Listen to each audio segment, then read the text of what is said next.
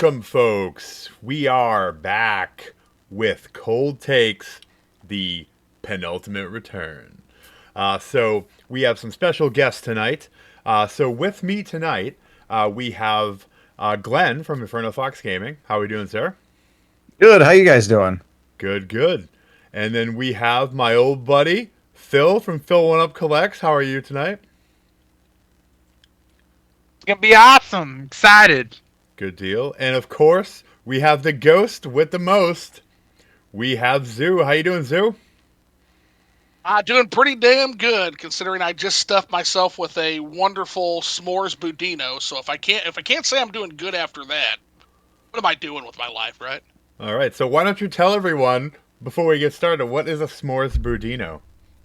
The budino is an Italian pudding dessert, and I found a recipe online that I was talking with the gal pal, and it's like, man, that sounds really good, and I think I can handle it because budino mixing is not much different than making regular ass pudding. And then you combine that with the fact that all I have to do is toast some graham cracker crumbs and some brown sugar, and the marshmallow whipped cream you buy in a jar at the store. So Good it's like, deal. let's try to do that. And naturally, I scrooched up the grand crapper, that's apt. The graham cracker. I promise I'm not drunk yet, guys. Crumbs, because they're a little toasty, but other than that, it turned out absolutely chef's kiss. Wonderful. You sound like you might be in the bag a little bit already, though. A little bit, just a tad, but no, we're not. Not drunk enough to start slurring words yet. So Yeah, he's used to liquored up and That's- live, Hey. so that's. I just gotta been say- going blah, blah, blah, blah, blah, blah, blah. Everybody hashtag Graham Crapper. Graham Crapper. That's right. Graham Crapper. some new terminology Graham there. crapper. All right. So we're going to be kind of following a new format with the show now that we're back. And we're kind of going to have our topic of the day that we'll be going over at the beginning of the show. And then we're going to get our guests and our co-hosts opinions on some great news stories from across the net that have to do with gaming from the past week. And then, of course, every show will end with a unique 20 questions lightning round that people were so used to before that always makes for good discussion. So today's topic, and I'm going to kind of slide into this, is basically what gaming means to us as adults, as people who have busy lives, families. Some of us, we have a lot of responsibilities. It's definitely not the same as it was when we were kids. And I think that this discussion is of utmost importance now, more than ever, because of how much strife and drama I see in the video game space. Specifically with, modern gaming, but also in the collecting space too. Anytime you turn on YouTube or look on Twitter, someone's going on about what Smash JT or Alyssa Mercante said. Someone's going on about DEI and what should or shouldn't be in games. Someone's going on about this company's unsavory practices, or some of the stuff that we'll get into the news later with like Square Enix coming out with their like code of conduct for their customers, basically. Pretty ridiculous stuff that we see on a daily basis. And I think it can be very easy to get caught up in that and forget why we're doing this. And why, and all of us here are content creators, why we stream, why we do our podcast, why we make our videos. I can't speak for you guys, but I'm certainly not doing this to get rich. That's not happening, right? So it's done for the joy of it, all right? Now, that might be a very basic answer to some. Why do I game? Because it makes me happy. But I want to go around the room here, and we'll start with Fox. So tell me, Fox, when you sit down to play a game, or when you sit down to make a video that you're passionate about, what is the driving factor behind that for you? I think you really hit the nail on the head. It's that simple 3-letter word, fun. It's is the game fun? Is the video fun? Is the content being created fun? Is the hobby fun? If I'm having fun, I'm going to keep playing. I'm going to keep making videos and I'm going to keep collecting. If it's not, I'm going to stop. It's as simple as that. And if it's something that like I just enjoy my time with a specific game or series, it's going to continue. And then if there's other individual and keep in mind, bear in mind, I'm the old man yelling at cloud. I'm old enough to where I don't give a rat's patootie what others think of certain games. It's whether or not I'm going to like them. That's going to be my motivating factor. So if I enjoy the game and I'm having fun, that's what I'm going to be doing and playing and creating content for. Good deal. Good deal. So, Phil, what is the driving force behind what you do? Well, everything goes back to those cherished moments with my uncle. I made a video about it recently, and some of his cherished games are our favorite games we played together. Those memories are what made me a gamer, because I grew up with very little money. You know, a single mother, trying to take care of a bunch of kids. Didn't have a lot of money.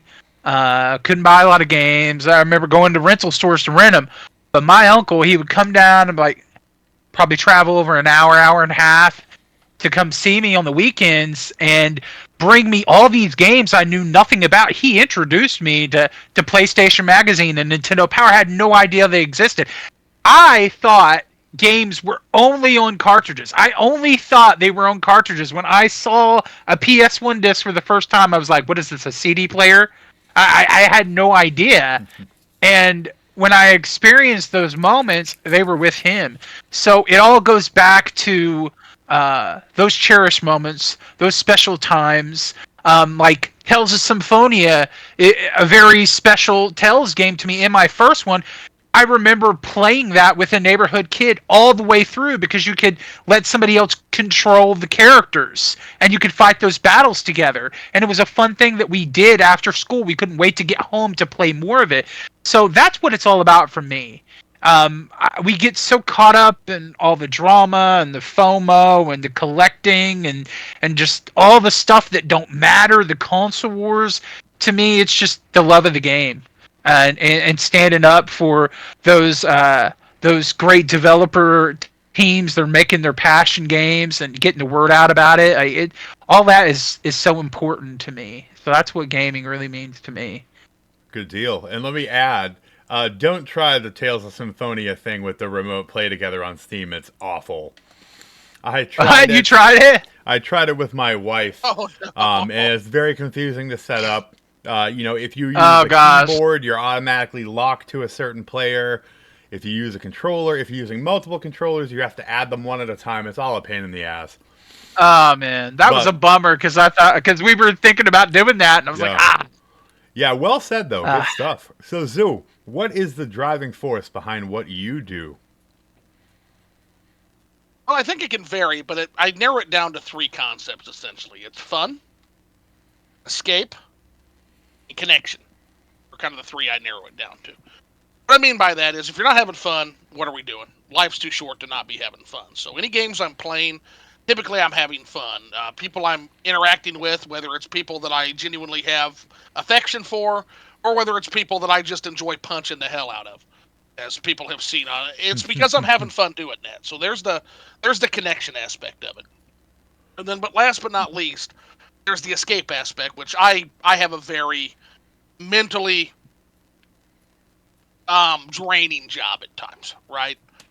Sometimes it's fun just to come back home, get done, log out for the day, and jump into an experience that makes me forget all of the crazy shit going on here in the real world, whether it's at work or whether it's otherwise.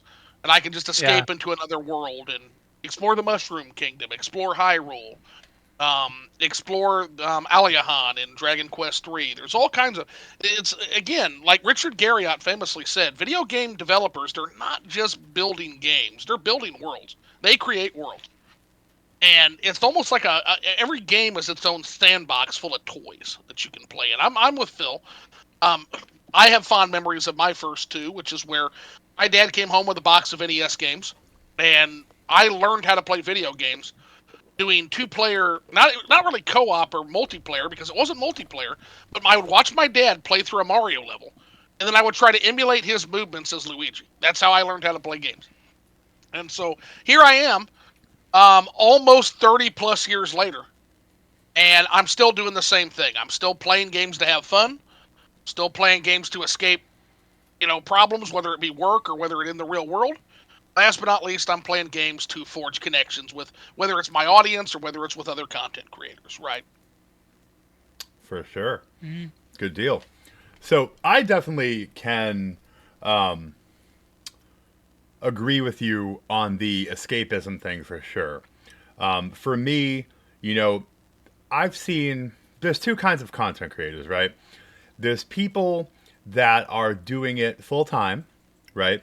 And that's either because they're trying to make a living off of it or for whatever reason they don't have a job. And then there's people who work full time and do it as a hobby. Or even if they are monetized and making some money, they're doing it just to make a little extra scratch on the side. Again, same with you. I have a very high stress job, right? I'm paid very well. It thankfully allows me to, partake in this hobby the way I want to. But it definitely, frays at my mind. And after a long day, especially if it didn't go well, which often it doesn't, it's really nice to not only come home and play, whatever game that I'm fancying at the time, but I'm not a kind of guy that watches cable TV, other than the, every once in a while, like a Celtics or Red Sox game. I'm watching game collecting and video game YouTube in my spare time. Before I made content, I watched it. A couple of the first people I worked with were people that I watched beforehand. So for me, the escapism in both the content creation aspect and the video game playing aspect is huge. The other thing is, for me, it's community. And, cat appearance. Yay! Kitty. Her baby. That's awesome. So for me also, and then when I say community, I don't just mean making friends, which is super important. Some of the people I'd count amongst my best friends are people that I have met doing this. But being able to share that passion with people can really feel good. I think back to a stream I had a couple weeks ago when I was streaming Tales of Fantasia Narakiri X, and someone came in and they were a huge Tales fan, and they said, "I've never heard of this game before. Thank you for showing it to me." And that made me feel really good because my passion is actually educating and sharing knowledge with people. And to me, that's awesome. Now, maybe he only watched me play for that 2 hours and that was the last thing he did. Or maybe he went out and ordered that and got to experience that in a cool way like I did. And that would be a huge thing for me. So those are kind of the reasons why I do it. The next thing I wanted to touch on, very much related to it, is I'm curious as to how you guys stay above the fray. How do you see these negative things in the content creation space, in the collecting space, in the video game production space, and avoid them and not let them eat away at you? So, Glenn, what are your thoughts on that? Yeah, that's a really sticky subject, especially some of the talk and speak that is very, I feel it's very hurtful to individuals that perhaps may not specifically impact me, myself, based on my own privileges, but there very much are other individuals that don't have those privileges that are impacted, and it's painful to see. And if I'll be honest, it can be very angering, but it's one of those things where I can have my own feelings and I'm valid to have those feelings, but it's another to let those impact how I personally enjoy a game, how I personally play and collect and everything, because no matter what, each of these individuals with a voice, because here we are, we each have our microphones, and we are giving ourselves a voice to give this. These other people are doing the same, and we have the opportunity to just not listen, just not give them the platform of our own minds and ears and everything like that.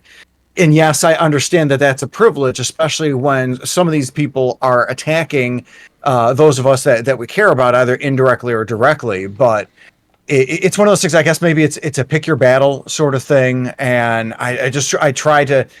I don't want to use the rise above it, because I feel like that's just a platitude, and it's not something that's a real like binding effective strategy. But ultimately, it goes back to the point of, this is all meant to be for fun. Whether or not somebody's going to point out something for being, oh, you're woke, oh, this is DEI, oh, this is elemental Q, doesn't matter. We're here to play games. We're here to have fun. And are we doing that? Is that something that we're doing? Do you want to have a conversation about something that doesn't matter to games or video games? Or do you want to play a game and have something to have fun? And I prefer to really do the latter, I feel, or at least I try to. For sure. Before I move on to Phil, I definitely want to add that it can be very frustrating as a content creator, no matter what side of those things you fall on. If you are a person who is for diversity, equity, and inclusion, or you're a person who's against it, that likes to be like a woke warrior or whatever, no matter what, whether you fall on the left or the right, we are handcuffed by our audiences into not really getting too much into that. If you have an opinion on that and you express it, you will quite possibly be pigeonholed in with a certain type of content creator, and it could be very detrimental to your channel. So it is very frustrating, like you said, especially when when the talk impacts people you know personally, or it has something to do with you personally, but you can't really say anything. Because you know, if you say something and place your marker on one side of the line or the other, you're going to lose a significant amount of subscribers. You're going to garner a whole bunch of negative attention. And it can be really tough. I actually had someone reach out to me, I want to say it was 5 or 6 months ago, and they were a person that used to be an anchor with a news outlet. And they were like, why don't you be more political with the way you talk, and why don't you introduce those things into your content? And I was like, because currently, when I completely eschew those things, I can appeal to both sides of the aisle, and I can try to spread the joy that I have for games to both of them and not just one. So let's say someone is a conservative person and they state that in one of their videos. You are now automatically put with side scrollers, Melanie Mac, these people. If you're a liberal leaning person and you openly say that in your video, well, now you're with Alyssa Mercante, you're with so-and-so, whoever. Like, it's very frustrating. And especially if you're someone who is, say, a libertarian or someone that has varying views, you could end up alienating everybody by expressing some of your views. So it can be really frustrating. And yes, I firmly believe that we shouldn't talk about politics and stuff like that needlessly in our videos, because we are not political commentators. But it can be hard when it does affect you personally.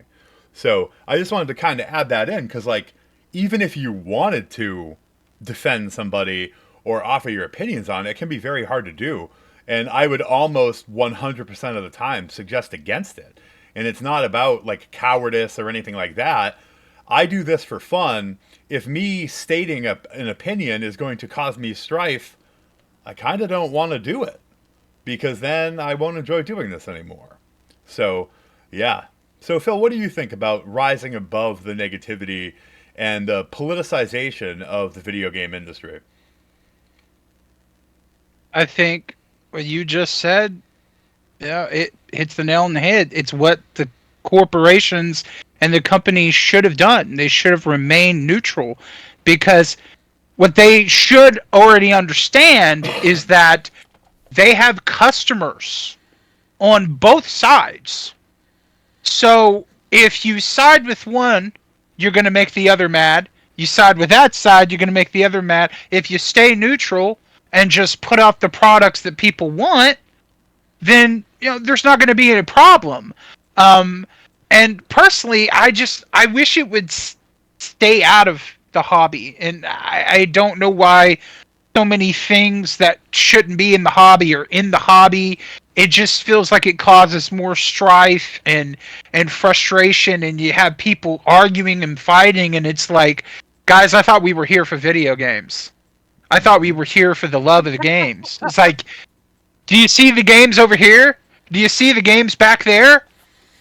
If you don't like it, don't buy it. If there's a game that comes out that just doesn't agree with me morally or ethically, spiritually, whatever it is, I'm not going to buy it. And then what does that tell the developers and the publishers? That I don't like it, that I'm not going to support it, that I don't want games like that.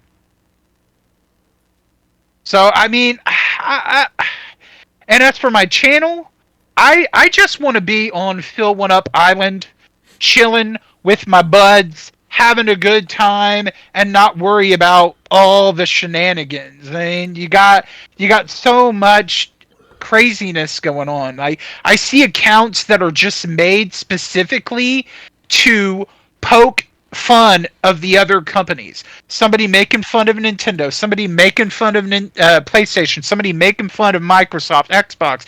It's like, what does that do? That doesn't solve anything. It's crazy.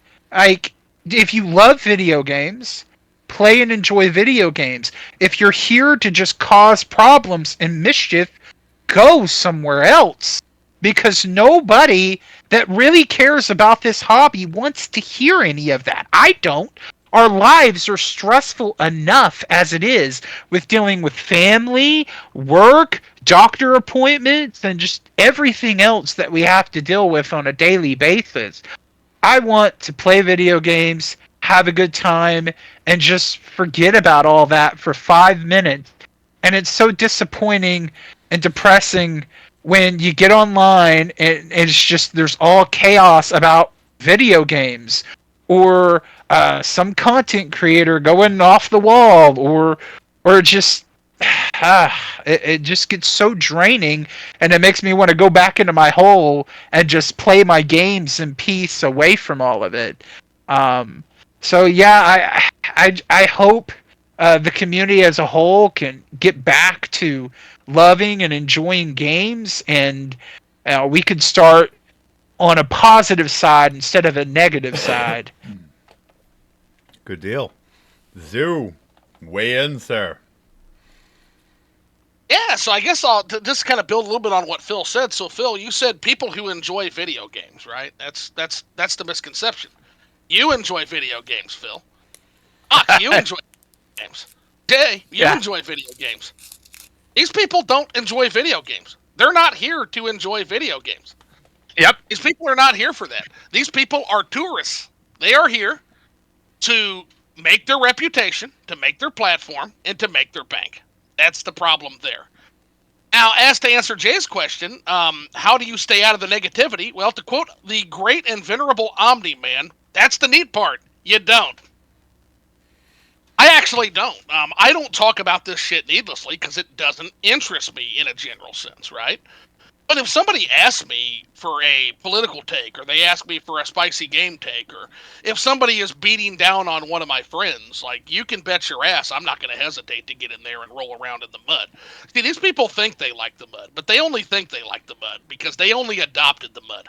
I was born in the mud. What I did before I did this channel was of the mud. I'll drag you right down with me, and I will drown you in it. Sounds like a Bane speech. It halfway is. I stole. I was born in it, molded by it. Yeah, it's one of those things where, I'm not interested in those topics in general. Like, if you ever watch a vast majority of my content, I don't talk about any of that shit. But if someone asks me for a take, I'll gladly give it to them.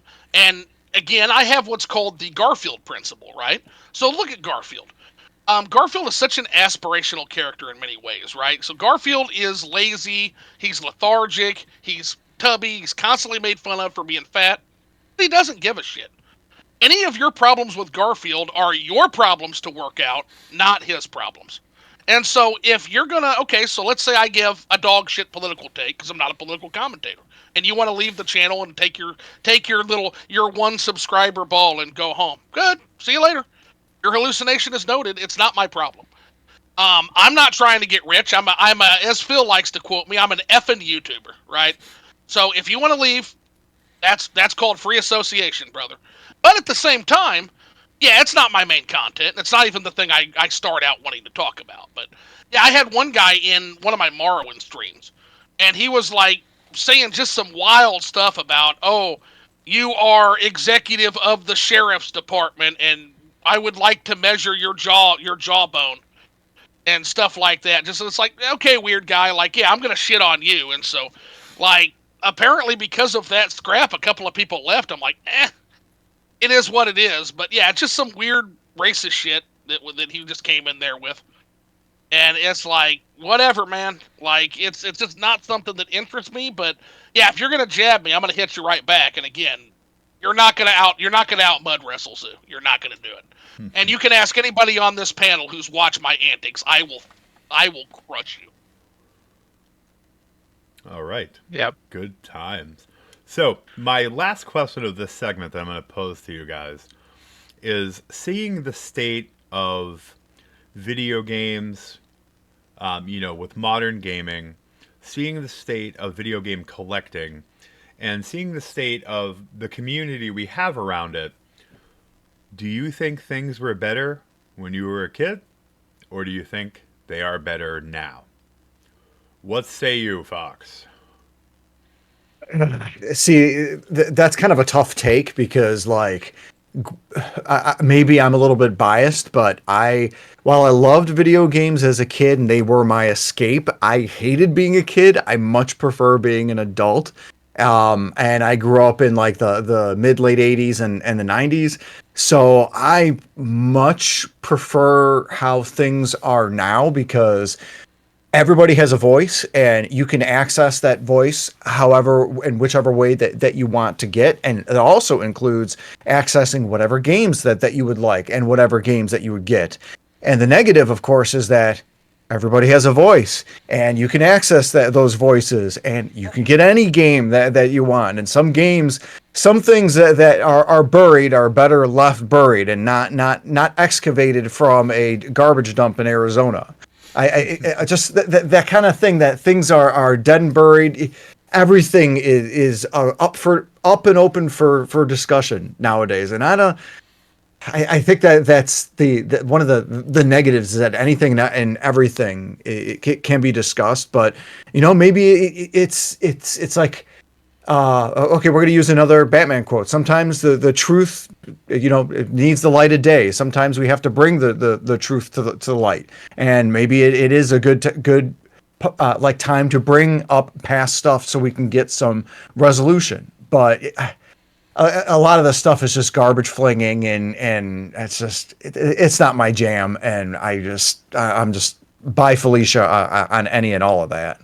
Ugh. Good deal. So Phil, what do you think? Then or now? Well, to me, I'm about nostalgic because all the great times that I had with my uncle, and he was the one buying all the games. When all his Pokemon games got stolen, I thought he was going to quit, and he went out and he bought every single one of them again. He bought like all the stuff because I didn't have the money. I do miss. There's good and bad about both, I guess. Pros and cons. And I do miss video game rental stores. I miss that. I miss the excitement around a new console launch, not just buying it off Amazon, it comes shipped to you. I miss the days before the scalpers constantly knowing about every single thing they need to scalp. I miss the day before, big channels that are like throwing up hidden gem videos that make things that are more rare or artificially rare. There's a lot of things that I miss. I miss that the fact that when you bought a game, it was complete, and it wasn't having to have a bunch of downloads and updates, or it's a code in a box. But I also like the fact that there's indie developers now that can create these amazing games that we wouldn't get from just the AAA companies. I like how we have so much ability to communicate and meet friends online and play games together when we play them together. So there's good and bad to both. I don't really know. I guess I would lean more to then, uh, just for me. But overall, yeah, I think I lean more to back then. I because I think a lot of people are really nostalgic right now. They're really loving these remakes and remastered collections. So I think a lot of people are feeling that and wanting that feeling of the past to return.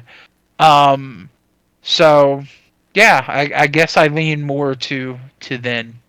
All right. What about you, Zoo? A little bit of a toss up. It depends on what we're talking about, I guess. In terms of the pure collecting element, got to go back. It's hard to separate what's golden age thinking from what's actual reality because yeah, sure, the consoles were cheaper back then. The rule of was cheap hardware back then and expensive software.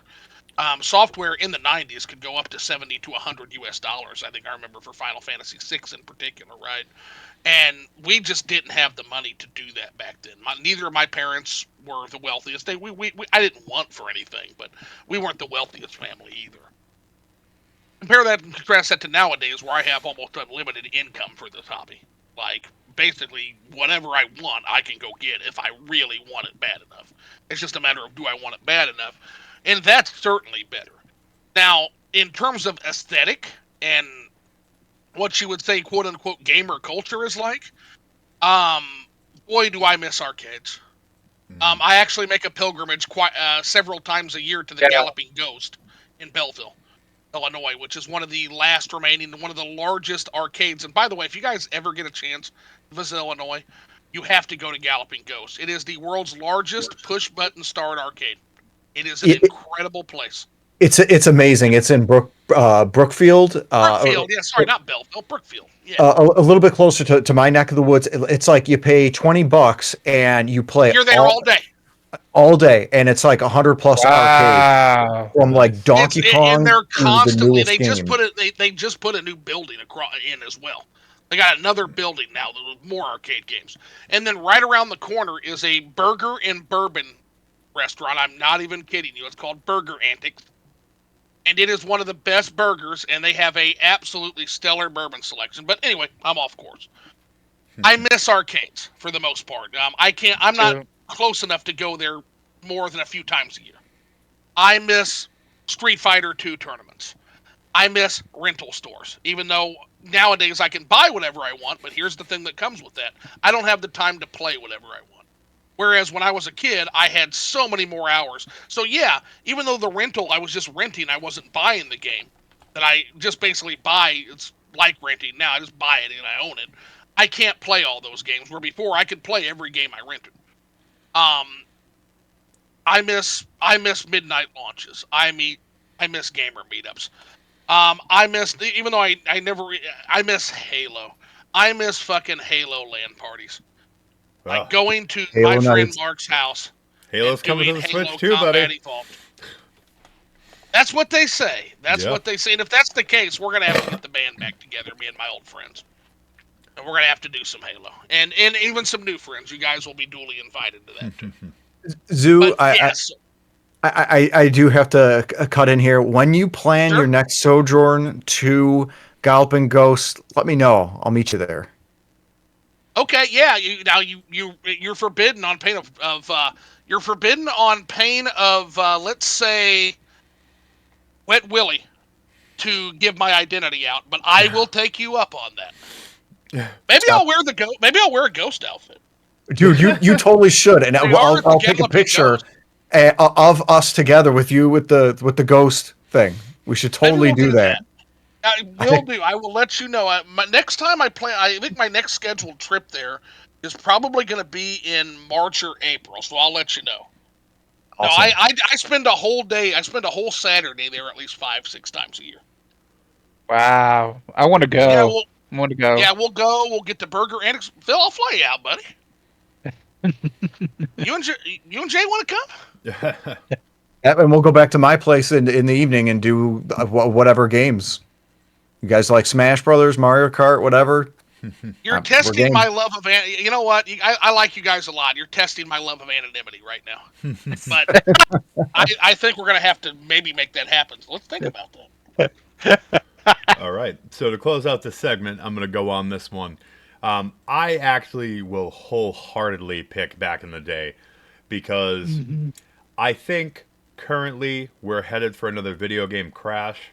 I think there is too much software being made too quickly. Yes. We can't consume it. We Excellent. argue about consuming it. We're getting political messaging in it. It's tainted by rushed development cycles. We'll even get into a story in the news coming up where there's physical abuse happening at development studios. Like there's crazy things happening. Physical abuse? Oh yeah, that's a good one. We'll get to after the break. But there's so many things happening that are tainting games, and the thing is, right? Even if they were all great, there's so many games at our fingertips, and I'm not just talking about our backlogs. I'm talking about sign on to the Switch eShop, sign on to Steam. There's so much there. Kid in a candy store sounds like it's fun, but it can also be paralyzing and suffocating. And sometimes you're sitting there, and even just with your own backlog, you're like, what the hell do I play? But when I can remember, like, let's say when I got my Dreamcast, I got Sonic Adventure 2 and Shenmue with it. Those are the two games I had for it, and I played the hell out of them because that's what I had. I didn't have unlimited income like I do now. I didn't have access to massive digital storefronts, and the games, you had an appreciation that maybe you can't develop now for the games back then. So those are the things that I really miss. And as much as I love the community, and I've met many great friends, the schoolyard community, the lunch table community was also a great feeling. You know, sitting there and talking about, hey, last night I got the submachine gun in Leon's game.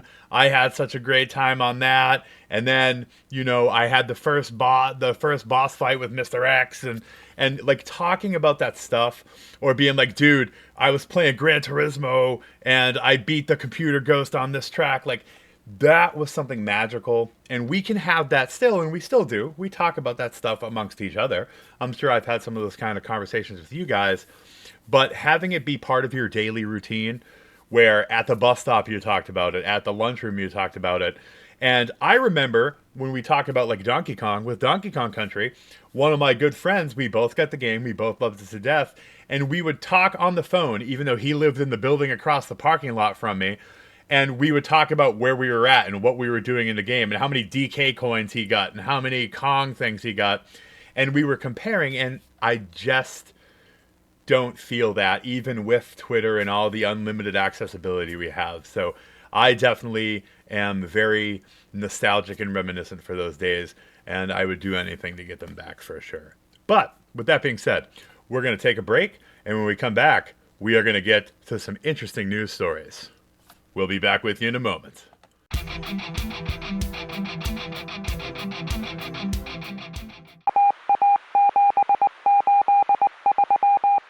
All right, and we are back, and we have our wonderful guests, Fox, Phil, and the ghost with the most zoo. And this segment is one that we're going to make a regular part of the show, where we are going to cover important gaming news stories from the last week. So the first one I want to get to is kind of a surprising one, and I'm going to want to ask you guys' opinion on these things after. We'll have a nice roundtable discussion about each one. So the first one is the U.S. government wants to hear your in-game currency nightmare stories. The Consumer Financial Protection Bureau is looking for feedback from players as it proposes a new rule revolving around in-game currencies and transactions that would allow the current Electronic Funds Transfer Act and the protections it grants to consumers to apply to certain video game companies and microtransactions. So, I'm going to throw out my take on this first, and it might shock some of you guys, but I do not like anyone telling me how to spend my money, especially the US government. So now we're going to get a little political, but it's not a partisan thing, right? And Zoo may agree with me on this. Government regulation has never fixed anything. The government getting involved with things generally makes them worse. It doesn't matter if your president or your Congress or Senate is Republican. It doesn't matter if they're Democrat. The government's dirty hands in anything will make it worse. Now me, I am a prolific player of MLB The Show. I am a formerly prolific player of Fortnite, and I admittedly have spent thousands of dollars on both of them. And I will have nobody tell me how and where to spend my money. I never feel, maybe it's because I'm an intelligent consumer, that I'm being preyed on. I'm doing things I want to do, and the hours of enjoyment I get from the packs I open in MLB The Show, or the skins and things that I enjoyed using in Fortnite, to me, were worth that money. Now, granted, right, I do make very good money. I can afford to do that. Maybe it's a different story for someone that has a similar need for those transactions if they only make, say, minimum wage or something. Maybe they would burn through more of their income and bite into the money they need for bills or food or to support their family. But it's about me, right? This is something I always tell people. You can't forget that you only see the world and experience the world through your eyes, right? So I know that the government getting involved with the financial side of gaming will impact me in a negative way, because I may not be able to get and do the things I want to do.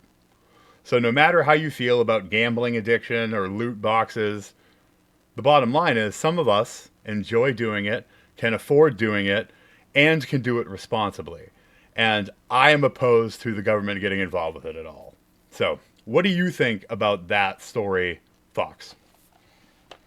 So my whole thing is not so much the how, it's the why. Why are they doing that? Why are they saying that? And it worries me that this is a means to an end. The idea that, oh, here's a bunch of consumers giving their nightmare scenario so that the government, especially the incoming administration, can use it as a fulcrum for control. And I think there's something to be said. Again, I'd like to avoid being political here, but I think there's a very big reason why a lot of these, especially big tech companies, are suddenly making multi-million-dollar donations to the specific individual or the specific party that will be in power.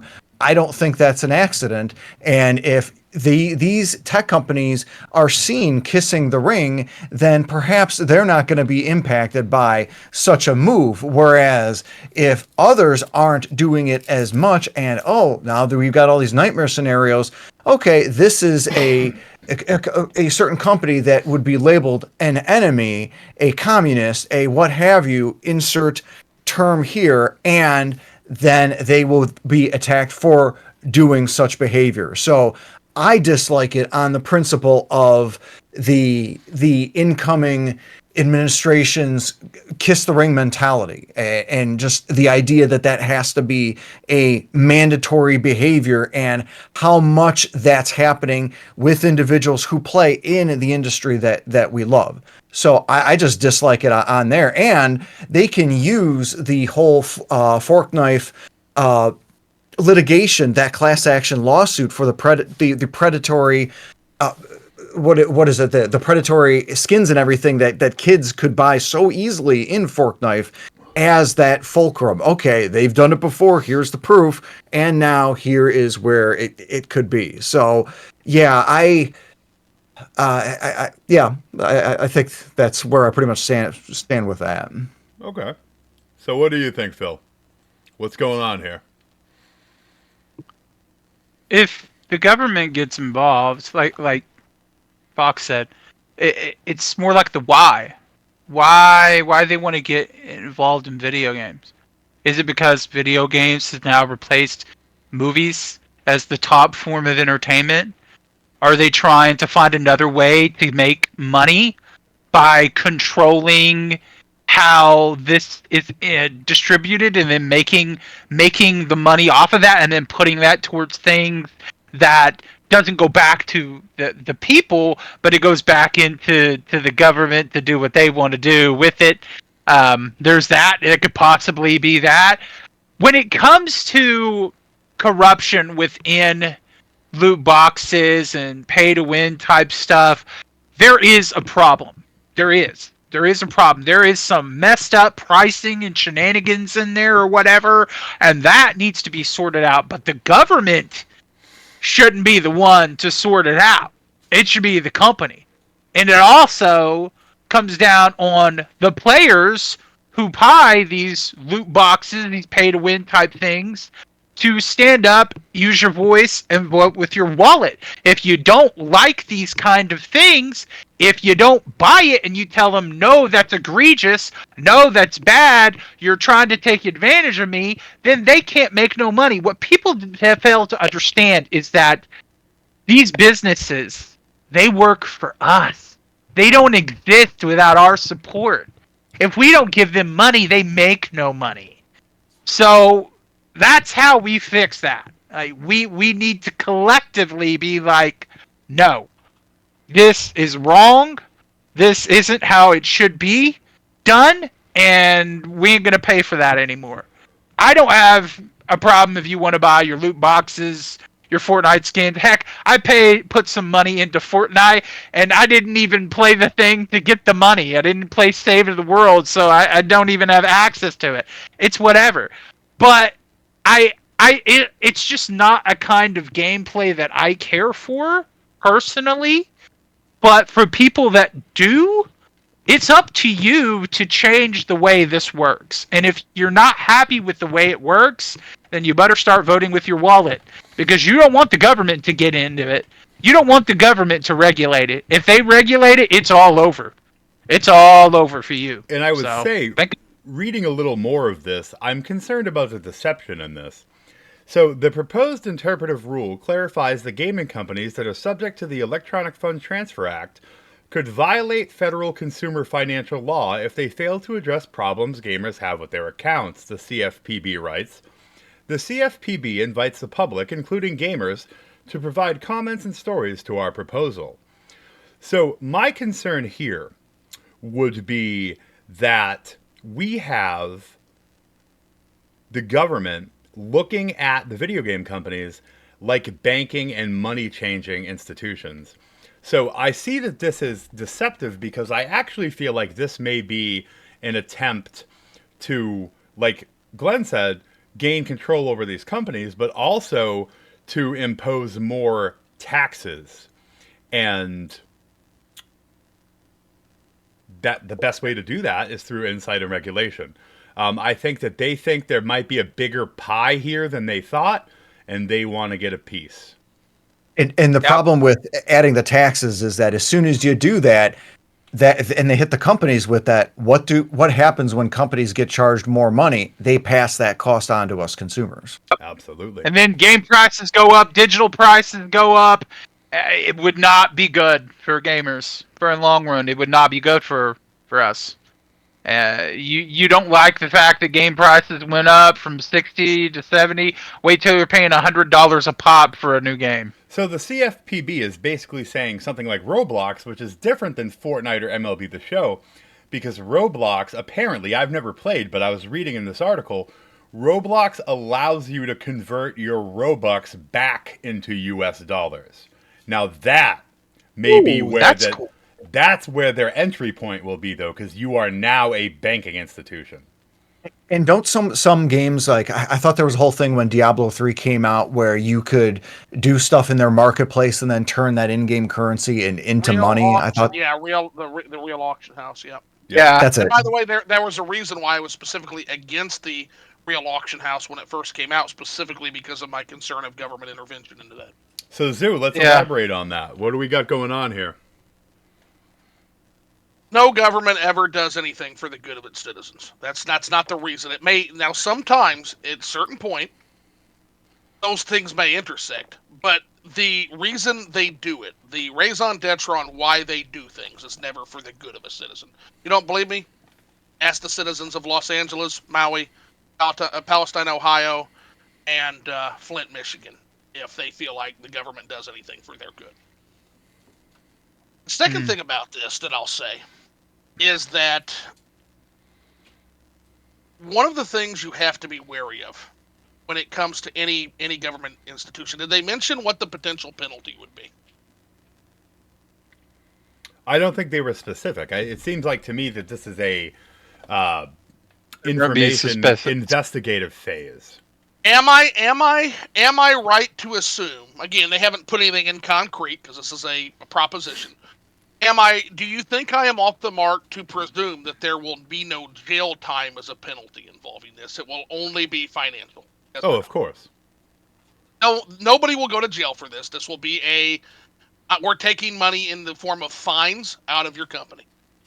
That's my other concern about what this is because what that means is the second rule, whenever an anarchist like me looks at a government policy, we're also going to look at what the penalty behind any law is. Here's the rule, and you can apply this to anything. If there's no jail time associated with the law, it's not a crime because you can buy your way out. What that's actually going to do is that will not solve the problem of gambling in video games. Because I operate a company, okay? Let me tell you from experience, when you get audited, it's maybe once every 5 or 6 years typically, okay? They don't audit much because most government institutions are overran, and it's that Dunbar's number, Ashby's law thing, right?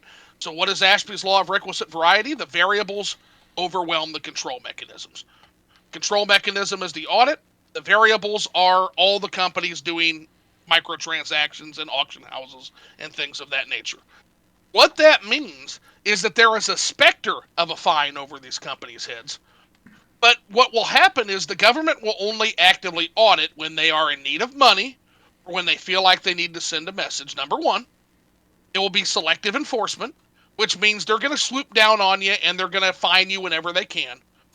The second result of this is that companies like EA and Square Enix and Ubisoft are big enough companies to just pay the fine and continue rolling the dice on microtransactions, knowing that most of the time the fine won't be big enough to bankrupt them, but will be big enough, and here it is, guys, to keep indie studios and up-and-coming studios not wealthy enough to bear the burden of the fine out of these types of games.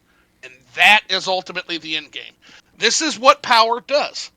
Power does two things. Number one, it secures the companies that are already in power's position, and it protects them from up-and-coming and upstart companies. Think of it, it's like the Briar Rabbit, right? Please don't throw me into the Briar Patch. And that's exactly where he wanted to be. I don't think that companies like Ubisoft and EA are scared of this at all. I think that they see this as, hey, they pass this, we keep rolling the dice. Yeah, they'll catch us every few years. We'll pay the fine, but they'll also selectively enforce on the people who don't have the lawyers to fight it. And that selective enforcement will primarily not be at Ubisoft and EA most of the time. It'll be at Indie Studio, and it'll be at up-and-coming second AA studio, and that's where the government will do a primary of their audits. And when they do happen to audit the big dogs and find, oh, you got me, here's your $5,000 for every offense, here you go, and it'll only happen a few times a year. And what happens when, let's say, it is a government planning to be something like a Square Enix, and that particular government administrator knows or has a connection to a certain news agency, and maybe it is only a $5,000 or $30,000 fine, but the amount of news media capturing that amount of attention is enough to kill interest in the company. Maybe said company was going to make some sort of a purchase, but that negative news media could tank the stock price and lower the overall overhead value, and thus stop said purchase. Even if it is a small fine, the amount of ability it has to impact even a big name company, thanks to a leverageable news media weapon, it could be enough to where, hey, that's another sort of weaponized device for this. Because like you said, and I totally agree with you, Zoo, this is an absolute power corrupts absolutely sort of a deal. The kind of power that this could have is frankly not surprising, but it's definitely something within this industry. So I want to address the premise behind all of this, and I have a simple question for all of you. Glenn, have you ever felt victimized financially by the video game industry?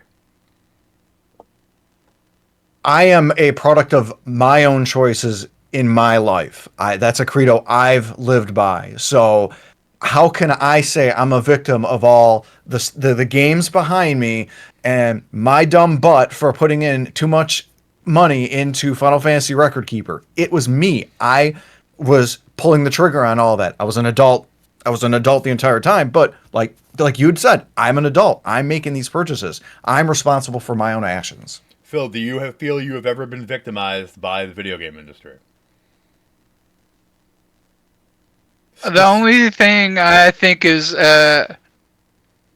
like kind of making things I think worse would probably be just the FOMO tactics. Really, just using you better get it, you better get. But I think think that's is a big not problem. related to this though. I mean financially through microtransactions or DLC or things like that. No. Like outside of the FOMO thing, which is a tactic that's used by video game companies to sell more product, I would say no. Like I bought all these games with as my choice. Be it now that I realize that some of them, I probably shouldn't have gotten.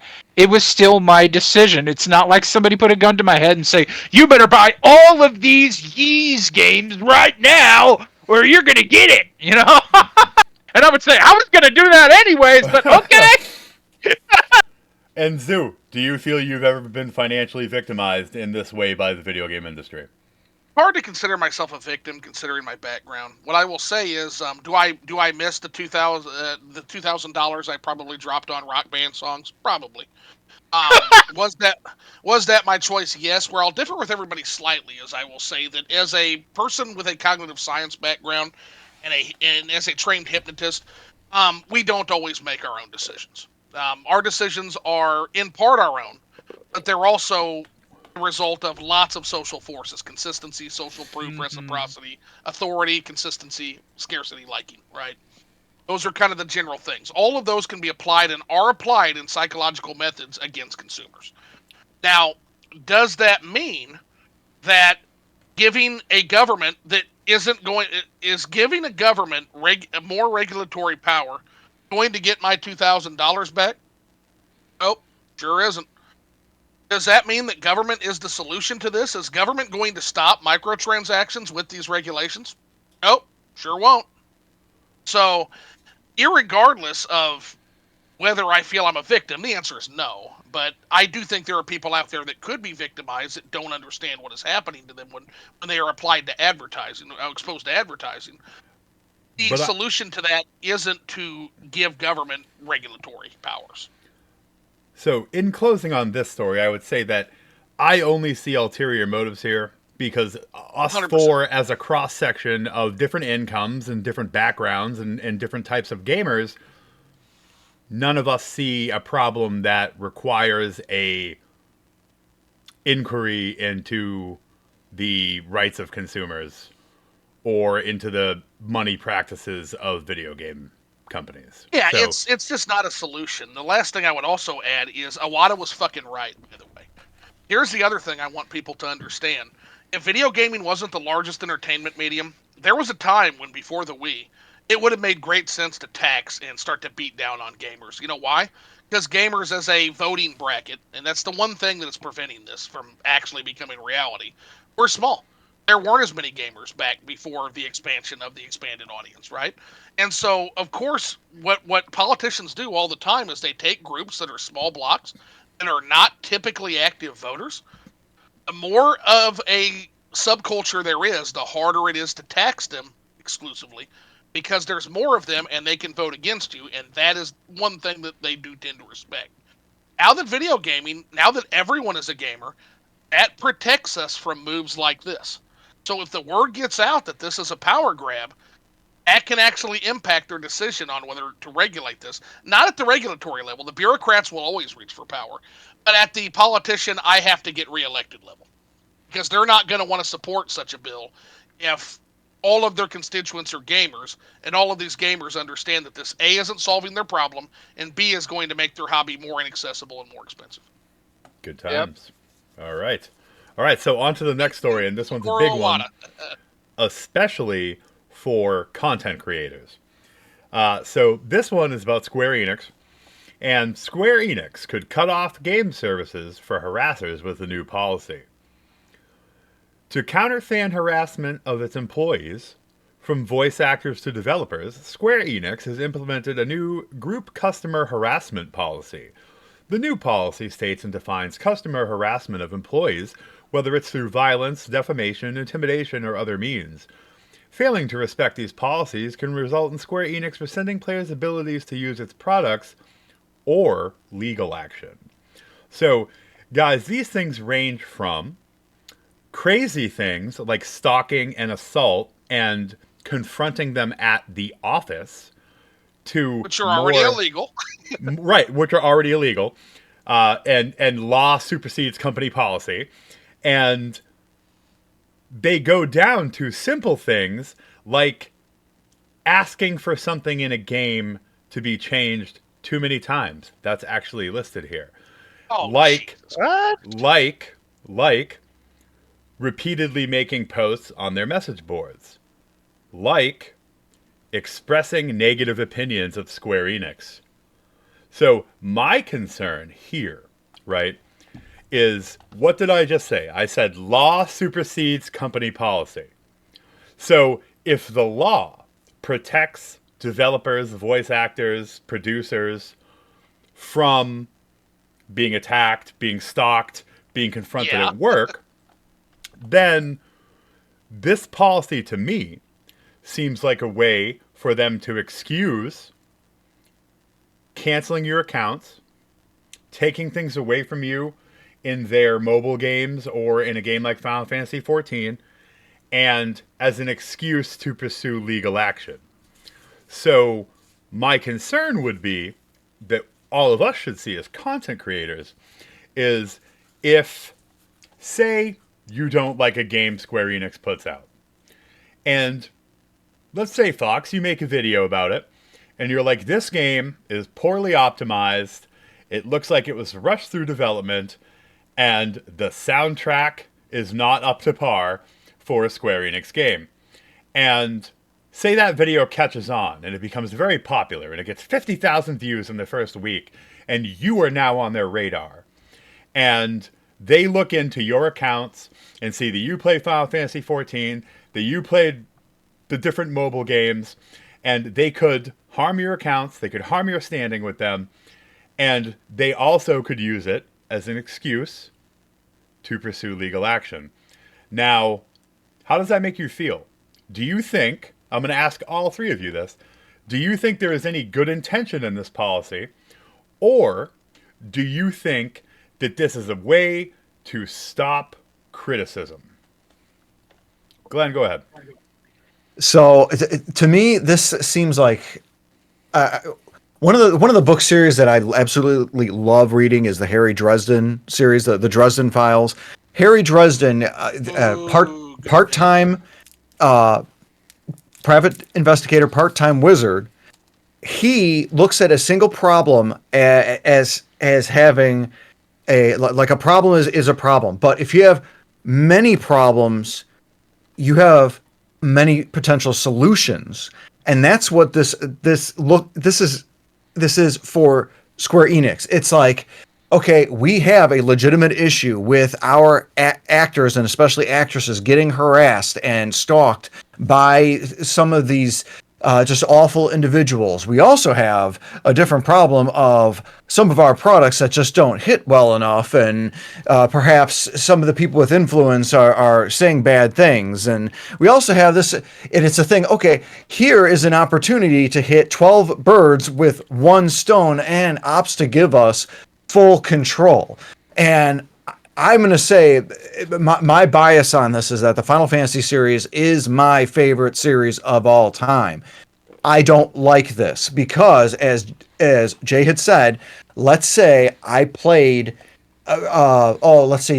Forspoken, for example. I decided to do a 5 years after review, and I'm one of the many that say, okay, the dialogue is a little cringe, the gameplay is good, and then now all of a sudden, all of my Square Enix games I purchased digitally on the PlayStation storefront are now all revoked. My rights are being taken away on a perfunctory reason, and there could be potential legal actions for my speech. We're supposed to be, this whole free speech thing, that yada yada yada. It doesn't jive well with me. There is a very real issue with harassment. There is a very real issue with some of these individuals that have autonomy that need to be respected as developers, actors, actresses, performers. This is not the way to go about it. Absolutely. Well said. And I will say that I recently put out a video called Calling Out Bad Behavior in the Gaming Industry. And I spoke about that art director from Obsidian.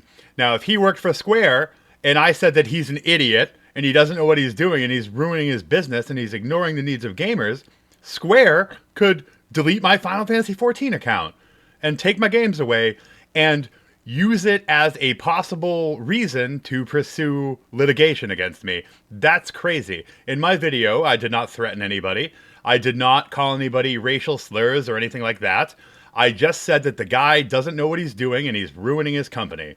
And I am completely entitled to that right, and I should not face backlash from Obsidian, or in this case, Square, for saying that. So my wife is very, very into Final Fantasy XIV, and part of this is what Glenn was talking about, and part of this is harassment of the developers of 14, and specifically Yoshi P. And there has been a lot of things said, and there has been threats, and there is bad actors, and that has to be addressed legally. The police deal with that. Whether it's in America or Japan, those things are illegal anywhere. To me, they're using that as an excuse to hold a cudgel over the rest of our heads as gamers and content creators, as journalists, as anybody who might have an opinion and share it in the public about them, so that we are afraid to do so. And I think that is very bad for business. And I honestly think that they have to turn this around.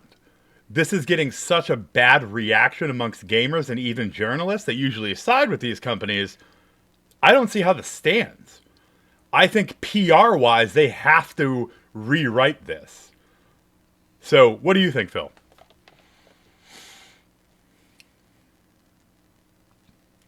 Phil's about to rant crazy. He's got that look. Square Enix. I just want to tell you from the bottom of my heart, I love your series. Love Final Fantasy, all these great JRPGs. But Final Fantasy 15 is shit! Okay? It's shit! You know it's shit! It's shit! 13 was kind of too. Okay, so I guess I just had all my accounts revoked or whatever. The Squeenix van is on its way to your house. You're gonna come in with like SWAT teams, like Final Fantasy music's gonna start, and I'm gonna be in a real boss fight. That'd be kind of cool. But guess what? If you end up doing that, if you roll with this policy, you start revoking stuff because people have an opinion for a product they paid for, so they have every right to say what they want to say, even if you don't like it. Well, then guess what? I just won't buy your products anymore. I won't support your games anymore. And neither will a lot of people. And then the money that you could have got off of me being a loyal fan since the PlayStation 1 when I was a kid, well, guess what? That goes all out the window, and so does money from so many other people. You want to alienate a lot of people that play Final Fantasy 14, you're about to do it. You're about to do it. As I guarantee you, Jay's wife, if you start to cancel her, she would not put another dime into Final Fantasy 14. And the other thing I that I think think this is is important just is that exactly what you're saying right there, and it's even enhanced even more because of what I said in the last segment, and that's we have so many choices in gaming nowadays. yes. Do not give me a reason to choose one of the millions of other options. Yep, exactly. I think there's I got rid of some, but I think there's like 440 PS4 games back here. There's at least 300 something Switch. Like, there are so many great JRPG franchises. In fact, indie titles are giving us the JRPG titles, the kind of style that we used to love. Everybody remembers Sea of Stars? Everybody was crazy about Sea of Stars when it dropped. So it's like, Square Enix, you need to come down. Like, you need to stop acting like your shit don't stink. You ain't top dog anymore. I'm sorry. Some of your experiences that I've had on JRPGs just ain't hitting like they used to. And that, I love what they have done over the years. They created some fantastic games, but they aren't top dog for me anymore. I would say that's Falcom, if anything. And I just think this is a bad way to do it. I get you want to protect your employees, you want to protect your voice actors and your talents, and that is a good thing. And I'm glad that you want to do that, and you should do that, but you have got to do it a better way. This is trying to take advantage of consumers and gamers to where you don't get criticism. I am so tired of everybody being like a snowflake where they just can't take any criticism. I mean, you need to take the criticism because there's a difference between someone just being a horrible troll and just saying awful things. You don't listen to those people because those aren't the ones to listen to. But the paying customers that have a concern about the quality of a game and they really love your company and they want to support you and they've supported you for years, you need to be okay with hearing both the good and the negative from them.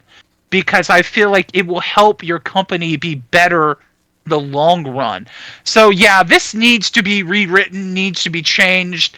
I don't think this is the way to go.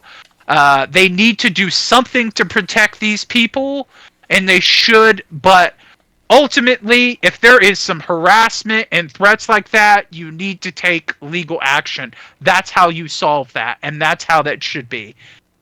All right, Sue, I'm waiting for your take on this because this is right up your alley. Here's a list of opinions I have over the last 10 years of the company Square Enix. You ruined the Kingdom Hearts series by going through an endless labyrinth of side stories. You treat Chrono Trigger fans like shit. Final Fantasy 13 was dog shit. Final Fantasy 15 was a mediocre disappointment with piss-poor world planning and layout. The composer for Dragon Quest series, may he rest in peace, was a Holocaust denier, a racist, and a homophobe.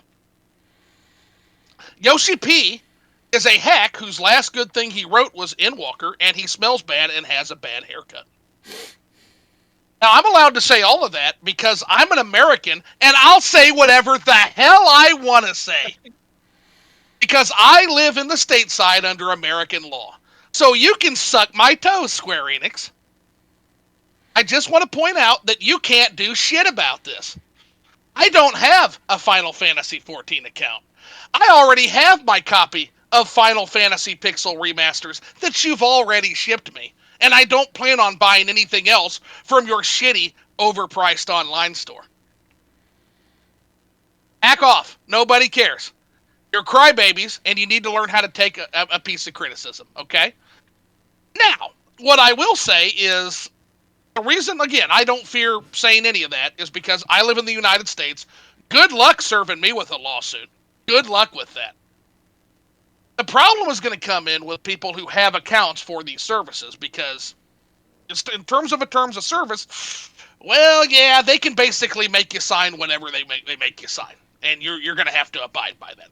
So if you sign a terms of service that says, hey, we're going to take your accounts away from you if you criticize us, that's on individual customers if they want to sign and abide by that. What I will also say, though, is even if they were to do that, they could face litigation from the states, because also contracts that you sign must be reasonable and customary in most of the 50 states, okay?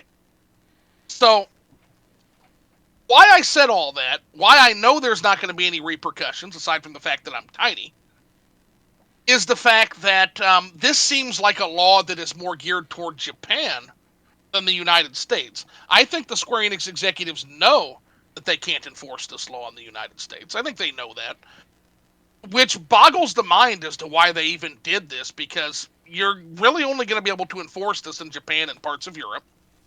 And even if you do manage to enforce this successfully, there's going to be lawsuits in basically every one of those territories in terms of reasonable and customary contracts. So this is just bad PR for you guys. I would walk it back. It's not going to make us forget what you tried to do, but I would absolutely walk this back, because it just seems like unenforceable horseshit to me. But I gotta tell you, man, I as much as I can be a stick in the mud, I love America. I don't need a license to say what I want to say, to have a gun, to jerk off. Like, just go away, Square. Just go away. You can't do shit to me, and I fucking love it. One thing I was going to add is, like, they want to, oh, you can potentially use your account. It's like, but how are they going to know? Like, what are they going to? They somehow just magically know what? Yeah, I game on Steam. Can't lose an account if I don't have a Square Enix account. Gotta use that noggin. It's like, so somebody could just make a fake thing. Where are they going to start scanning your IP address and know that you said, oh, Final Fantasy 15 was dog turd? Like, are they literally going to scour the internet and search every database to find you just so they can ban your account? Like, how is that going to be connected? I don't know. This sounds like just a big fat anything. It's a threat. Maybe it's something to where, like, okay, if you're big enough to where they start giving you keys, you redeem a key. Oh, now that's how they know who you are, and then they revoke everything account wise based off that key. But there's also creators that go by their names. Like we've had a couple friends that, like, their Twitter handle was their full name. Why? Again, the wisdom of being a drunk random internet ghost behind 3 VPN walls, huh? Yeah. But again, I don't know. To close out this story, I have no doubt that this is just a heavy-handed attempt to gain control over narrative, disguised as protecting their associates. Yeah, they're not doing shit. Everybody pile on with as much trolling you can. Troll the shit out of Square Enix. Everybody. All right, guys. So this one's not good. All right. So the next story: Ubisoft responds to accusations of abuse at Assassin's Creed Shadow support studio. The publisher says it is deeply disturbed by reports of alleged physical and mental abuse at the Indonesian studio it outsourced work to. So this is going to have layers, because we're outsourcing work to cheaper places, but then we're going to pretend we're horrified at what's happening there. Yep. So the person that reported this is a woman named Sydney. According to Sydney, Sherry Lay created a toxic work environment using gossip to alienate employees and manipulate employees' schedules to an extreme degree. But the alleged misconduct didn't stop there. Sydney says Sherry Lay forced her to stay awake for days at a time, only allowing her a few minutes of sleep over 4 days leading up to the 2022 External Development Summit Conference. Sydney also alleges that Sherry Lay forced her to engage in Christian religious practices made her write lines as punishment, and even demand Sydney send over photos of her daily work outfits for approval before coming into the office. 5:30 a.m. we need to wake up, then pray to God, and then at 6 we need to go do our exercise, and then at 8 shower.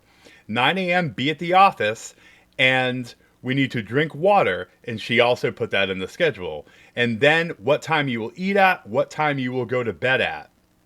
According to Sydney, this was just the tip of the iceberg, and the behavior would eventually escalate to physical abuse. Sydney says she was forced to film a video in which she slapped herself in the face 100 times as a form of punishment, and also claims she was directed to slam her head into a door frame repeatedly before being forced to apologize for mistakes she made at work. So, this sounds like a goddamn horror story. And the fact that they should make a film of that. Damn. The fact that Ubisoft officially responded to it means it's real. That's correct. This is spin control because they may be legally responsible in litigation for damages to this woman if they fostered or were aware of these things happening in one of their partners' studios.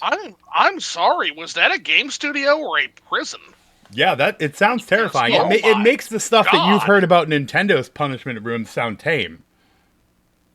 Oh, 100%. My goodness. So let's go around the room. Glenn, what do you think about this report? I feel like it's the same story, different country, same story, different company. One word I have to say on this too, Blizzard. Blizzard, with their history of abusing their own employees in California, the harassment that they've received. Obviously, this is almost a literal horror story and cartoonish in detail. But the level of abuse that these gaming companies willingly give their employees, whom are literal, they are dependent on the wages, so feel like that they are stuck in these situations and are manipulated into doing this behavior.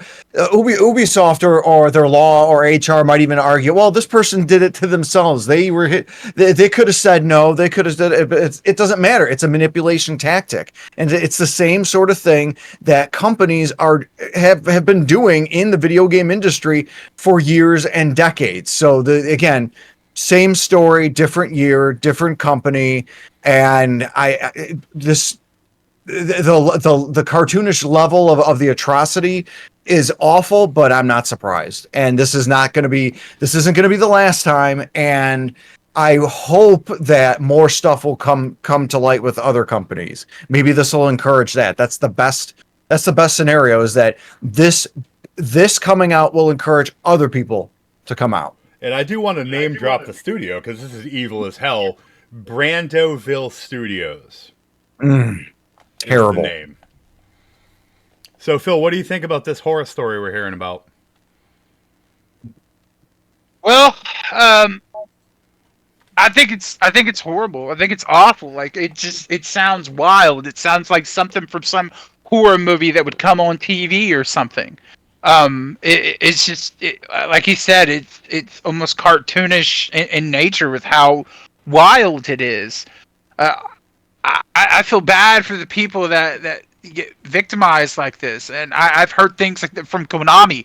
Remember the horrible working conditions of Konami? Remember that?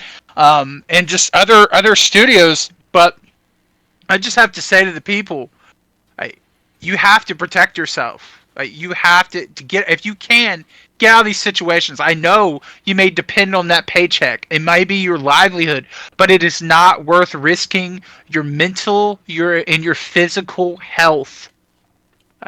You can get a different job. You can find a different place. Like, try to get out of those situations. I do your best. want to mention, though, that there may be a very different financial situation for your average person in Indonesia than in that's true. the United States. This woman may have felt trapped in her job and felt Yeah. that she could in no way make that kind of money, which, to what Glenn said, would be another manipulation tactic because they know you can't walk away because you cannot, let alone survive. I mean, you can't live the way you've been living with them, but in a country like Indonesia with a much lower average income and a much larger problem with poverty, you may not be able to survive at all. You know, Yeah, that's if true. the company I work for right now started treating me so bad that it affected my mental health, forget making me slam my head into a door frame, I could decide to leave, and I may have less than I have, but I am very employable and I can get employment somewhere else. But this person may not have that opportunity. So I just want to point that out, that there's a Yeah, great that's true. discrepancy. That's true. Yeah, that's true. It's in I want to Indonesia, add so quickly to so that it. too. Real quick, there is having been to some of these places in person, I can attest there is a culture of blacklisting in terms of especially some of these factory jobs. Some I don't know if it's the same as in game development, but in terms of some of the factory output and some of those kind of jobs, there is a massive blacklisting. If you're seen to be a quote unquote problem, you won't be able to get hired anywhere. They all talk to each other all the time. Wow, that's horrible. Yeah.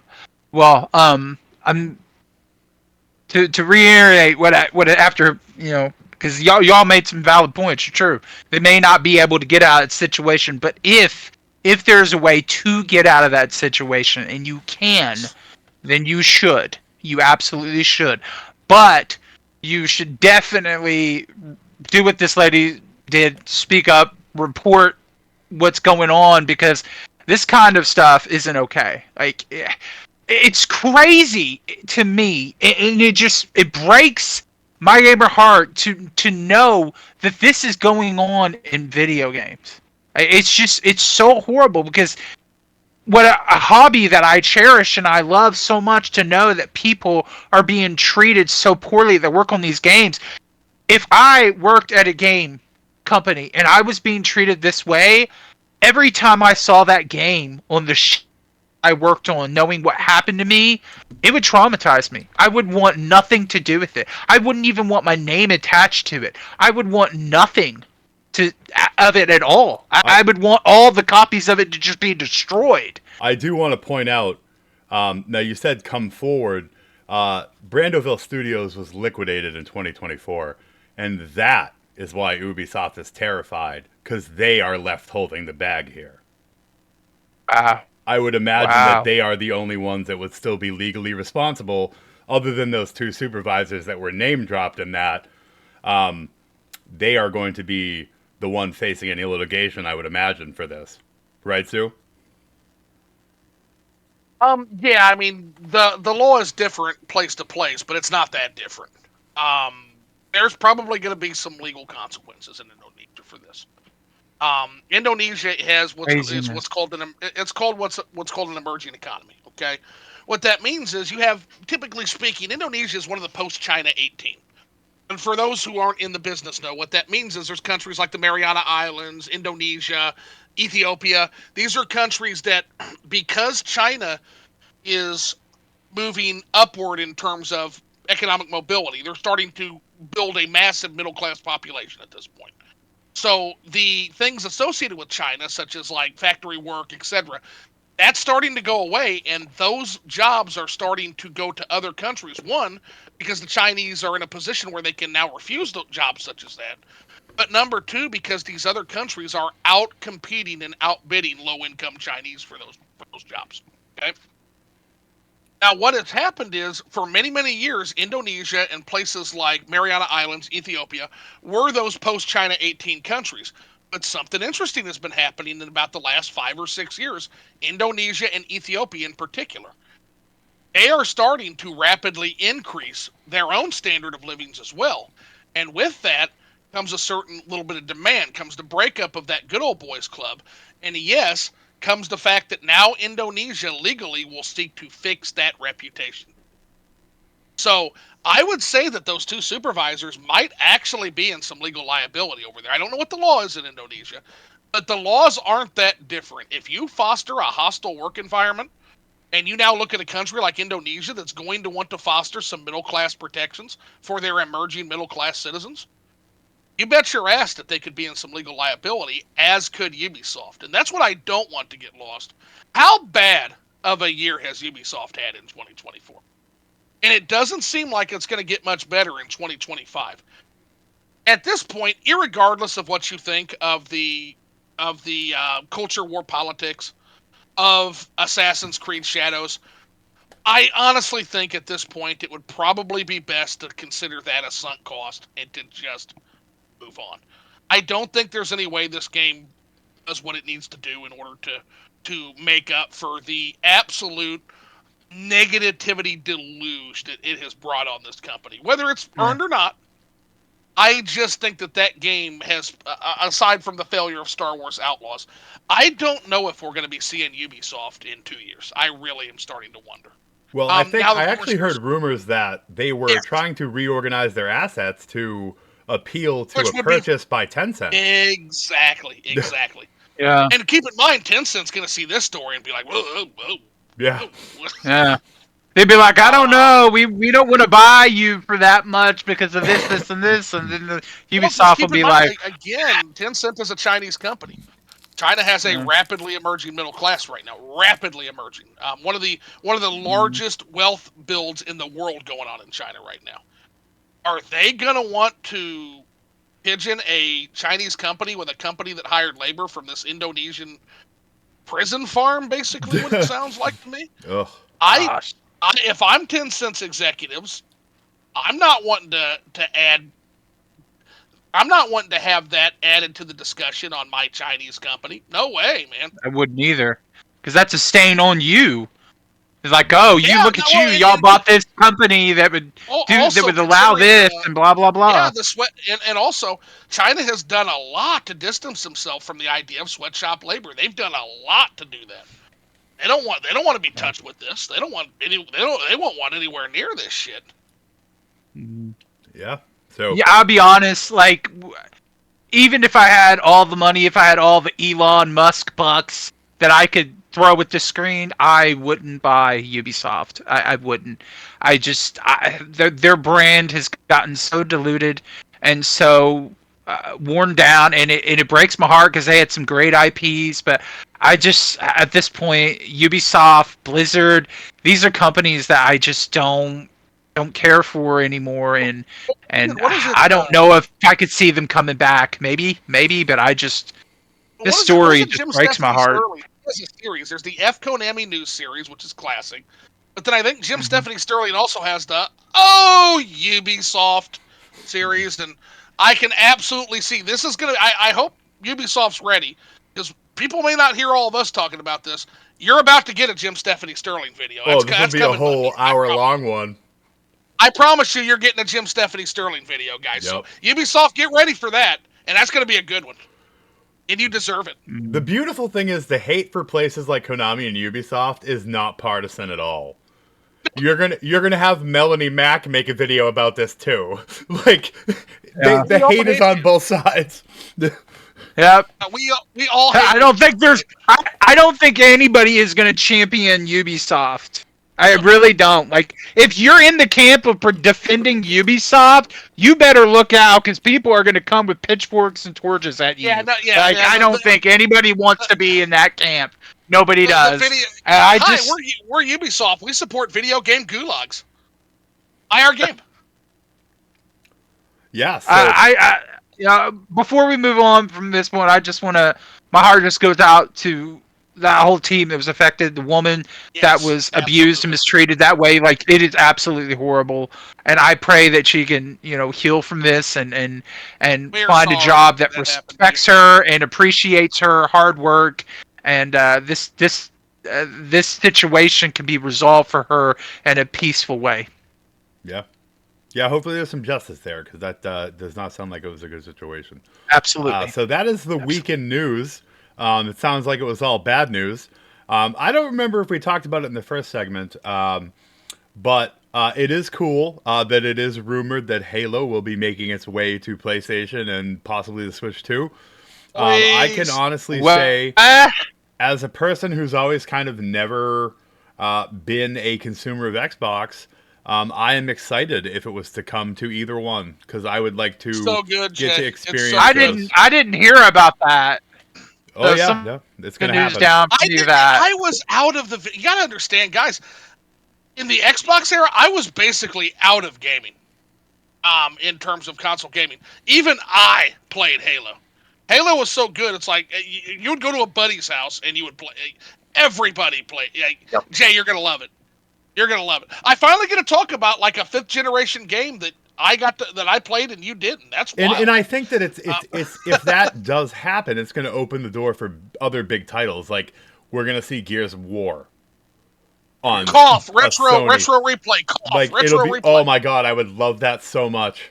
Yep. I would love that so much. That would be incredible. All right, so we're going to take What? another. What? How was it? Go ahead. I just wanted to ask, like, so how would it come over? Like, are they going to do like a Game Pass thing? They're putting Game Pass on PlayStation, Physical. on Nintendo, Physical. like Physical, please. yeah. Physical, what? please. The rumor is it will get a We don't physical know. release. Yep. Yeah, What it's- is going on? It's a It's War the World. PS5 and the Switch 2, the Halo Anniversary Collection. Yeah, it's going to be incredible. All right, so we're going to take another break, and when we come back, we're going to have our 20 questions lightning round. And there's my cat in the background. Do not go up Lightning. there. Stormy, do not go up there. All right, we'll be right back, guys. Oh, she's gonna do it.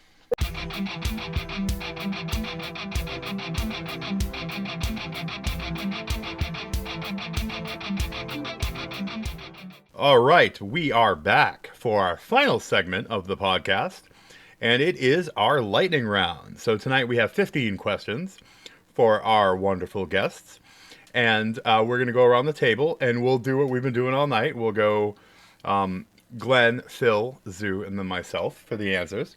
So the first one, and some of these are a little out of our comfort zones, so we might get some more lore for our fans that may not be familiar with some of our answers. So the first question is, what is your favorite shooter game? Go ahead, Glenn. That was the favorite shooter game? Yep. Ooh, I don't mean to be pedantic, but are we thinking like shooter, like shoot 'em up, shooter like in first person? Oh no, yeah, like first, I would say first person and third person shooters, like a traditional. Thank you. Sorry, I just want to make sure. So I'm gonna wear my age on my sleeve, and I'm gonna probably say Doom as my favorite first person shooter, like old school. You can play it on your coffee maker, Doom. And then, I don't really think I've got a favorite third person one. I mean, I really can't say. Can't say I've got a favorite third person. Phil, what about you? And it can be either or. You don't need to have both. I'm gonna say for first person shooter, it's a tie between Doom and BioShock, because BioShock's really good.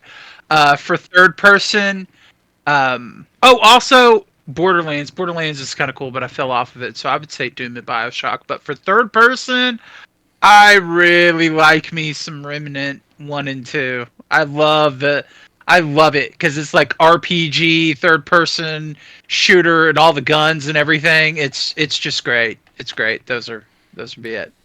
Good times. What about you, Zoo? System Shock 2. It has no equal.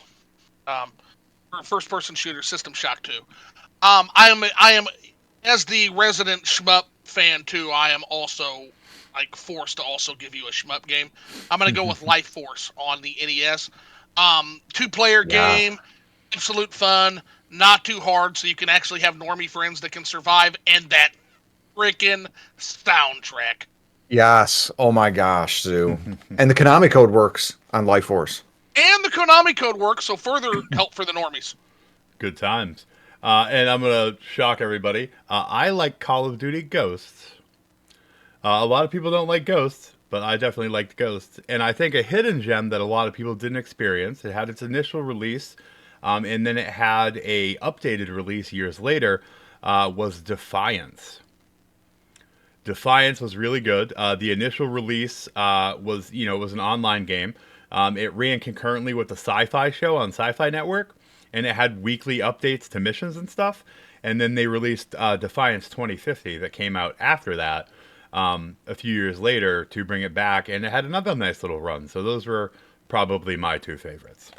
All right, so this one is one that we all know well. So what is your favorite JRPG game of all time, Glenn? Yeah, I know I've beaten a dead horse. Final Fantasy VI. That's my favorite one all time. There's no comparison. The top 5 of my favorites have been numbers 5 through 2 have shifted around a little bit, but number 1 is and will always be Final Fantasy VI. Good times. Phil? Well, I was gonna show it, but can I get it? Is it? Where is it? There it is. There it is. He's gonna pull out Final Fantasy We got 13. Beautiful. Chrono Trigger. And just to let everybody know, yes, I have the poster in there. I got the poster. But yeah, Chrono Trigger. I remember seeing videos where they said if you haven't played Chrono Trigger, you know, it should be on your bucket list. This is a JRPG. You can't call yourself a JRPG fan if you haven't experienced this game in some way, shape, or form. I played Chrono Cross first, and I absolutely adore that game. Look at but I never got face. That's interesting. until then I played this after that, and man, it was phenomenal. This game is fantastic. You know, you got Grandia. You can't go wrong with Grandia. There's so many, and you can't just make me I can't just pick one. Like JRPGs, even this. Technically, this is a JRPG, action third-person JRPG. Mm-hmm. A lot of people don't realize that it is. And then, of course, Digital Devil Saga. It's got to come back, please, Atlas, please. That would be incredible. I can't just pick one, man. There's too many. But yeah, like those are just all phenomenal games. And Tales, gotta love Tales. So yeah. Good times. What about you, Zoolander? Final Fantasy VI. That said, I will give honorable mentions to Shimigami Tensei 3 Nocturne and Chrono Trigger. I actually think in my heart of hearts that Chrono Trigger edges Final Fantasy VI out in terms of sheer technicality gameplay, in terms of technically being a game. But my heart will forever belong to Final Fantasy VI. Good time. Shimigami Tensei Nocturne is just a game that's one of those life-changing games for me. It was one of the games... That was when I realized I actually don't need Pokemon for the most part anymore because of that game.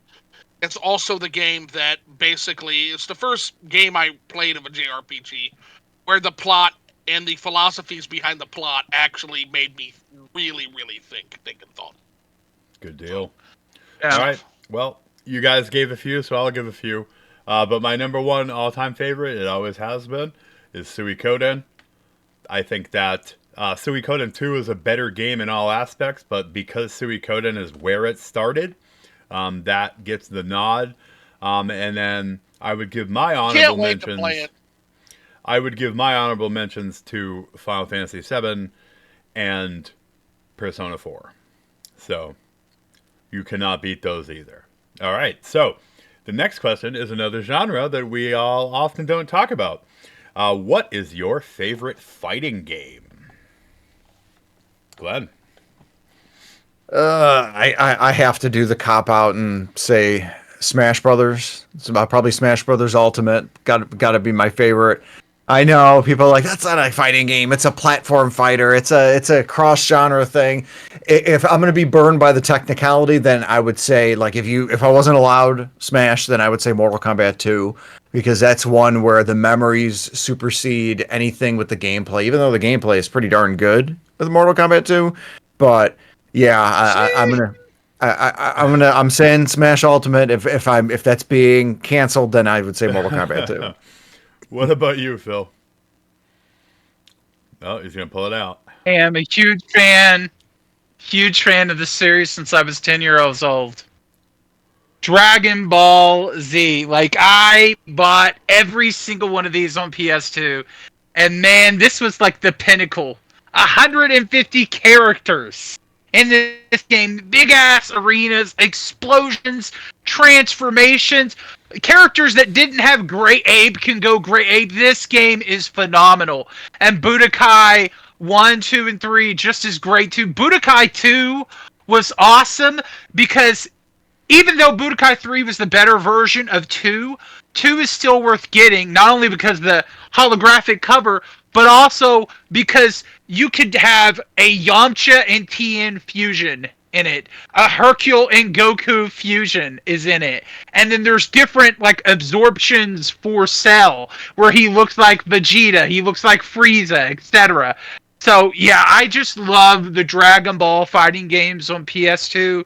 They were such a big thing for me. So much of my fighting game, you could say they're not traditional fightings. They're arena fighters. I have to I don't see care. the I don't. Hercule Goku fusion. I have to see it. Oh yeah, you have to. Well, look it up on a video. It's great. And I just love them. Like I was all down for it. Like I still love my Dragon Ball games. I'll still pick them up and I'll buy them. It just God God protect Akira Toriyama. His passing it was felt all around the world, and that's because these characters are so beloved. And I will always love Dragon Ball, and I will always like those fighting games because it was just amazing. Like I had a great time with those. Good deal. You are very passionate about that. Zoo, your favorite fighting game? It'll be a cop-out answer, but it's the one I have the most memories of because it has to do with the Aladdin's Castle arcade scene as a kid. Street Fighter 2 Turbo. Yep. And I second that. Street Fighter 2 Turbo. It was incredible, and I spent so much time on it. I later on went on to become competitive in Street Fighter 4 and 5. Ooh, okay. That was really fun. I haven't played 6. I need to get into it. I'm hearing pretty good things about it. And my honorable mention for that would be Guilty Gear, specifically Guilty Gear Accent Core Plus. So good. Team Bridget all the way. And what a beautiful series. I love them to death. The character designs in it were so incredible. And anyone that's got into Arc Systems Fighting Works games are all incredible. The combo systems are so advanced. They take a lot to master, but if you can put in the time, they're very, very fun to do. They're the ones that put out Dragon Ball Fighters Z. Yep. Fighters great. Fighters great. And I loved that too. Yeah, really They like the way that game is beautiful. Like it just the colors and oh wow. Yeah. All right, so another unusual one for us RPG folks. Glenn, what's your favorite racing game? Don't know if I really have like a favorite for that. I don't do a lot of racers. Probably Adventure Beetle Racing for the Nintendo. No, not. Probably like Need for Speed, Hot Pursuit. I'll go mainstream because I didn't play a lot of that, but my roommate at the time did, so got some good memories with it. But it was a fun one. It was back when I really enjoyed those. Good deal. Phil? Well, I'm not huge into racing game. I mean, it would just be like a throwaway to just say Mario Kart. I don't want to say Mario Kart because that's pretty much what everybody would say. I know it's not technically racing, but I really do like the Twisted Metal series.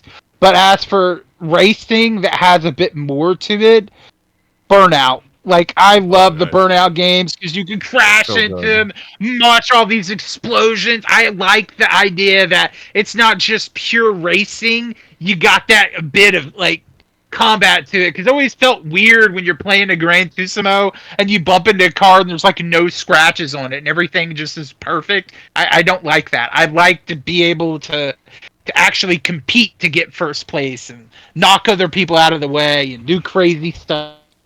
Yeah, the Burnout games are awesome. Good deal. What about you, Zoo? You'd asked me this a year ago, Mario Kart 8. Deluxe, no problem, no questions asked. However, thanks to Scorpio Caesar and his box of Xbox games, a new challenger has emerged. Because I've been exploring Xbox kind of as a side project now. And he sent me games like Blood Wake, Mortal Kombat Deadly Alliance, which by the way, that's a runner up on the fighting's game. I love Deadly Alliance, so much fun. But I found a game that was dirt cheap. Like literally, like you can get this game for like $10. It's Evo 4x4 Evo 2. This is an open world The racing and GameCube. driving game. For the GameCube too? Yeah, it's for Xbox. I played it on. I think. Yeah, so I'm just going to read the Amazon thing. Welcome to the dirt grinding real world racing of 4x4 Evolution 2. You will explore, rescue, race, and compete through 3 new career modes. Pick a base truck to compete in a series of off-road races, then win fast cash to dig out your truck with an inventory of more than 90 real-world parts to increase your power. There are over 32 expansive open-world outdoor courses set in a variety of locations, trek into jaw-dropping environments and mission-based adventures, including the search and rescue of a downed plane in the Grand Canyon and the discovery of a lost Mayan city in a Central American jungle. Nice. How can you beat that? Anyway, it's amazing. I think I like it better than Mario Kart. Good deal. So for me, we're going to eschew the cars and go with Wave Race. And Ooh, good pick. again, Wave Race Blue Storm is a superior game in every aspect, but Wave Race did it first. And I loved Jet Moto, all 3 of them, but Wave Race takes the cake, for sure. All right. So now we're on to some specific questions. So, Glenn, who is your favorite female character of all time? So I'm freaking kicking myself when you mentioned Wave Race. I am a goofball because I totally forgot about my favorite racing series of all time. I'm gonna say F-Zero, and I'm gonna change my previous answer to F-Zero GX. But favorite video game character of all time still probably is Samus Aran. Estelle is so close. Estelle Bright from Trails in the Sky. She is so freaking close. It's crazy that I just finished playing the first game that she was in, May of 2024, and she has managed to worm her way in my heart to where, like, right now she's probably maybe number 3, maybe number 2. But Samus, I've been playing her games since '87. Yeah, I'm sticking with Samus Aran. Good times. Philip? Favorite female video game character? Well, there's been several over the years. It'd be easy for me to say Tifa, because she's so awesome and beautiful. But I'm gonna go with Donna from Use 8. Like, she just melted my heart. Like, that, just, I love her. And I have the statue pre-ordered. I'm getting the expensive statue of her. I don't know if I'm getting a doll. I'm probably not going to get a doll, but I'm getting her. I'm at least getting her because she was fantastic. Like, I loved her. Her story was so tragic and beautiful, and she's so powerful and so strong. And man, I don't want to spoil it if you haven't played Use 8, but the final, thing of her, that the way she oh gosh, she was beautiful. She looks so beautiful. The Adol statue is on its way. I have to mention Oh yeah, you got the Adol. Yeah, the Adol. Yeah, I want to get that too, but I if I had to pick or choose, I had to go with I had to get Dana. All right. Zoo, what do you got? Okay, so I have to go with Cass, Fallout New Vegas. Nice. What's not to love about a woman who can shoot as good as you and leaves an empty whiskey bottle after she has her way with you? Good times. Good times. Mine, and it. I recently fell in love, but it is by far Elma, by far, and I'm excited and not excited for everyone to experience Xenoblade Chronicles X because it felt like an exclusive club.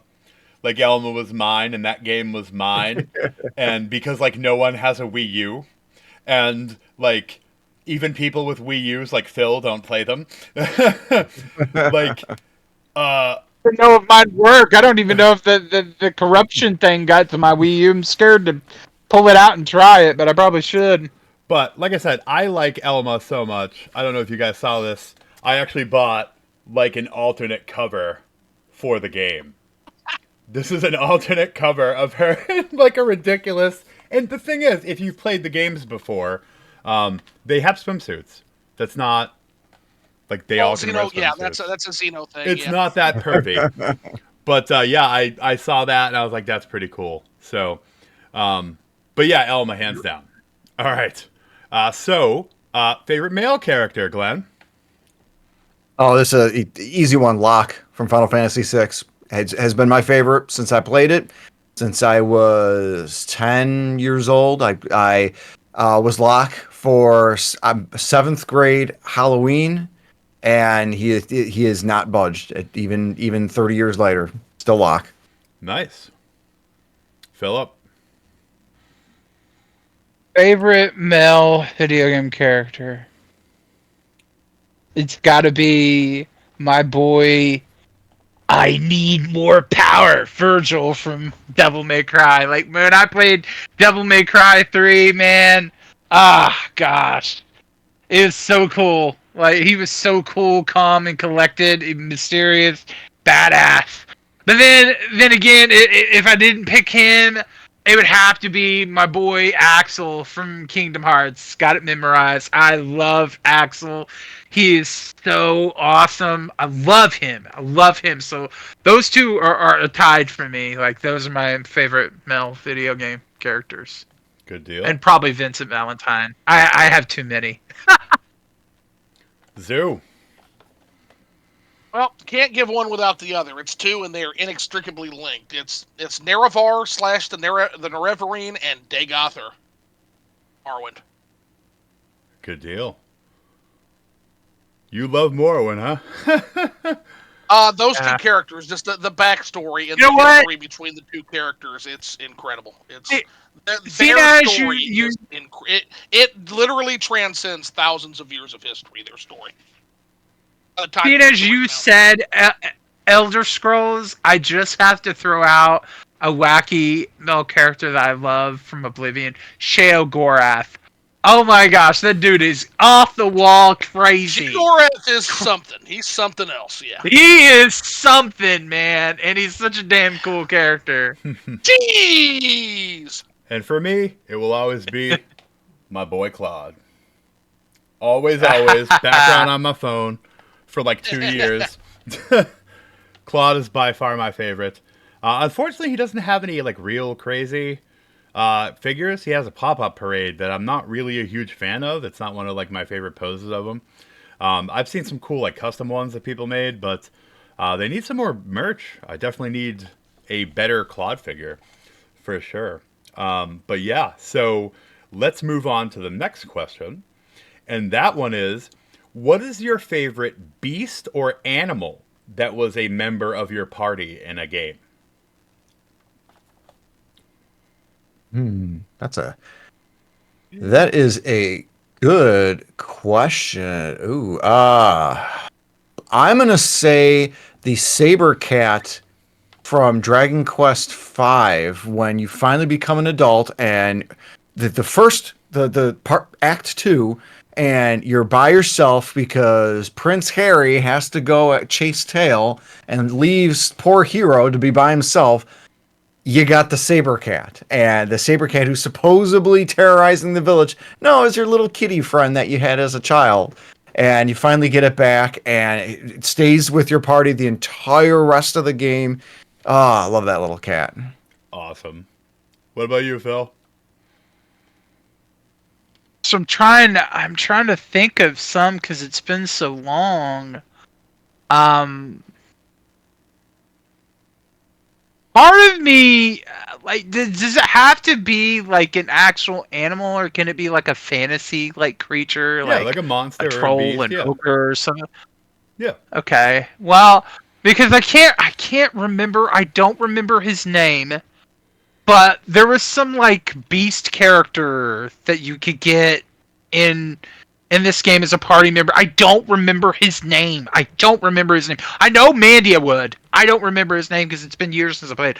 But he was a cool character. But I'm gonna say Dragon Quest 8. When you get the ability to recruit monsters, it was so cool getting like the Metal King slime or getting like the giant like brick guy or the troll monster as like a party member you could throw out there and fight with you. Those moments were so cool. So it'd probably be a creature from Dragon Quest. I'd love being able to recruit them. Good times. What about you, Zoo? Yoshi. What did you say? Yoshi. Oh, Yoshi. Oh, Yoshi. Yoshi, man. Oh, Absolutely. there, there is one other that I want to mention. I don't. It just popped in my head right now. So in oh gosh, what's the name of the game? Infinite Undiscovery on the Xbox 360. You can get a big ass bear as a party member, and I think it takes up like 2 slots, but you can actually ride it too. So that's a cool character. Don't remember its name, but I know you can get a big old bear as a party member. Nice. So I would have to go with definitely Tatsu from Xenoblade Chronicles X. He doesn't actually fight with you, but Tatsu's with you the whole time for all the story scenes and all that. And I would give an honorable mention to the Cheagles in the Tales games. Specifically, the Cheagle in Tales from the Abyss that like burned down the forest and gets exiled, and that's how he's in your party. Like, it was learning about its fire breathing and mistakenly burned down the forest. Like, good job there.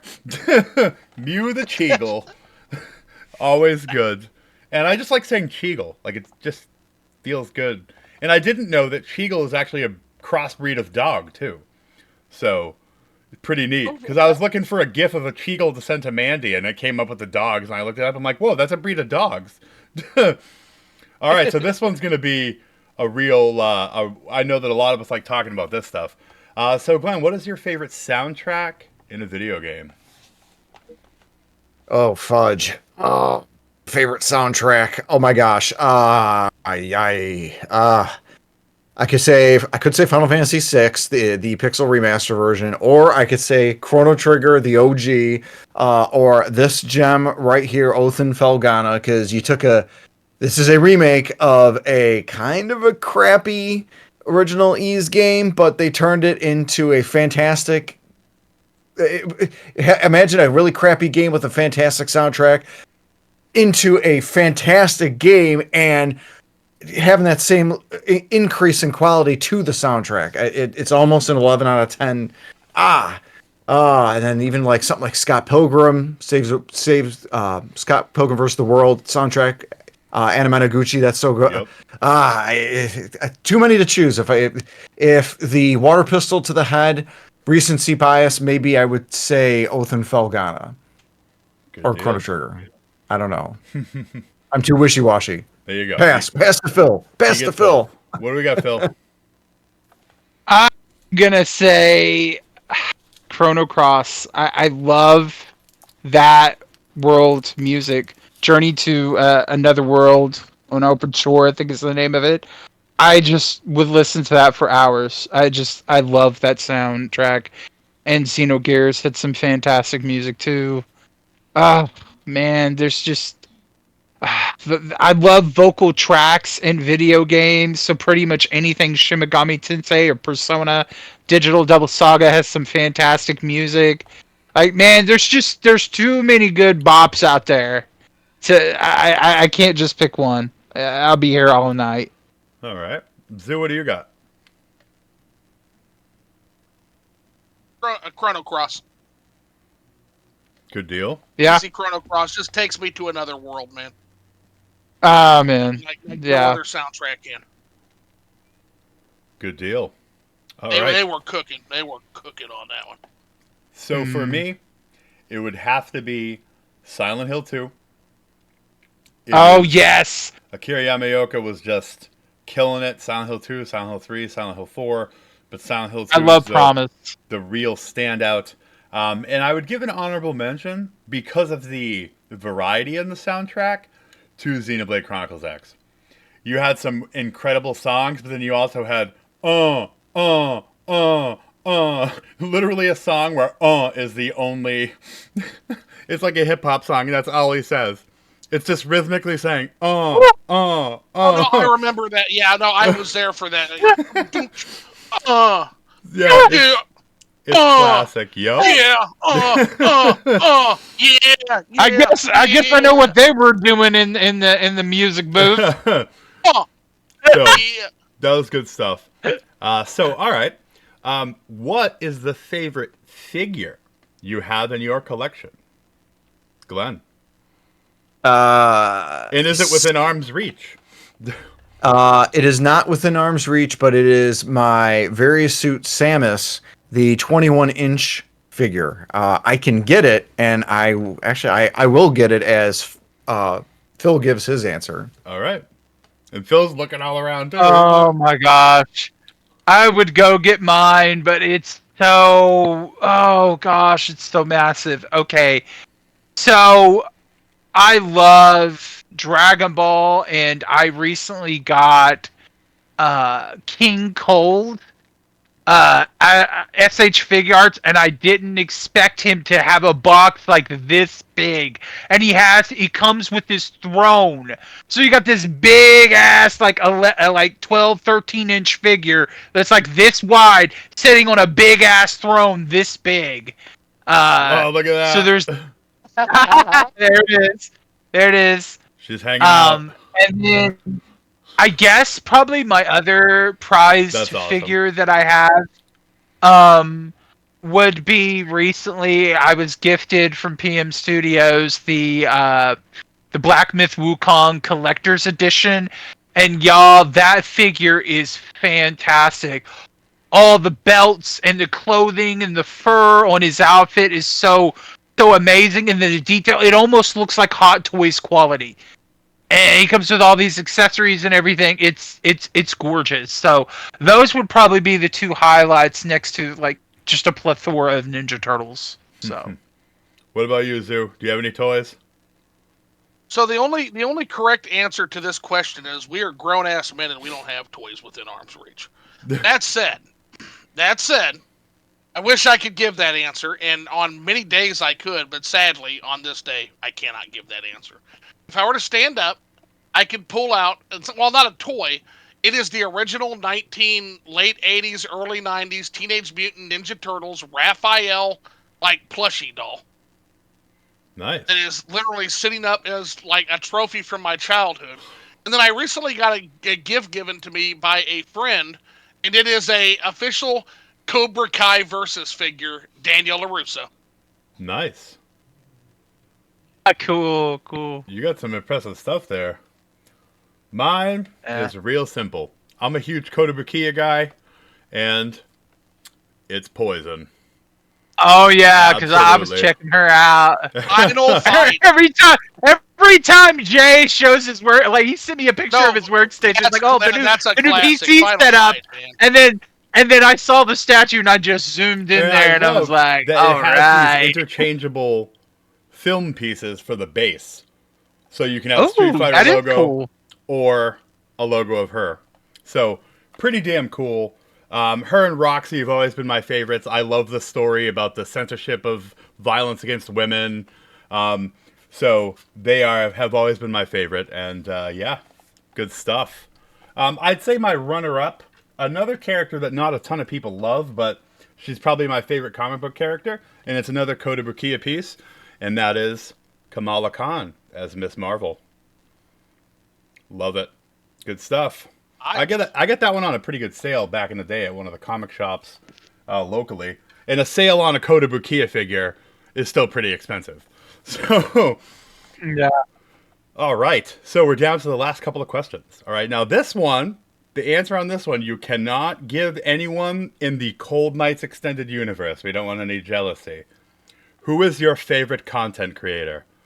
So it can't be anyone in the extended universe here with us.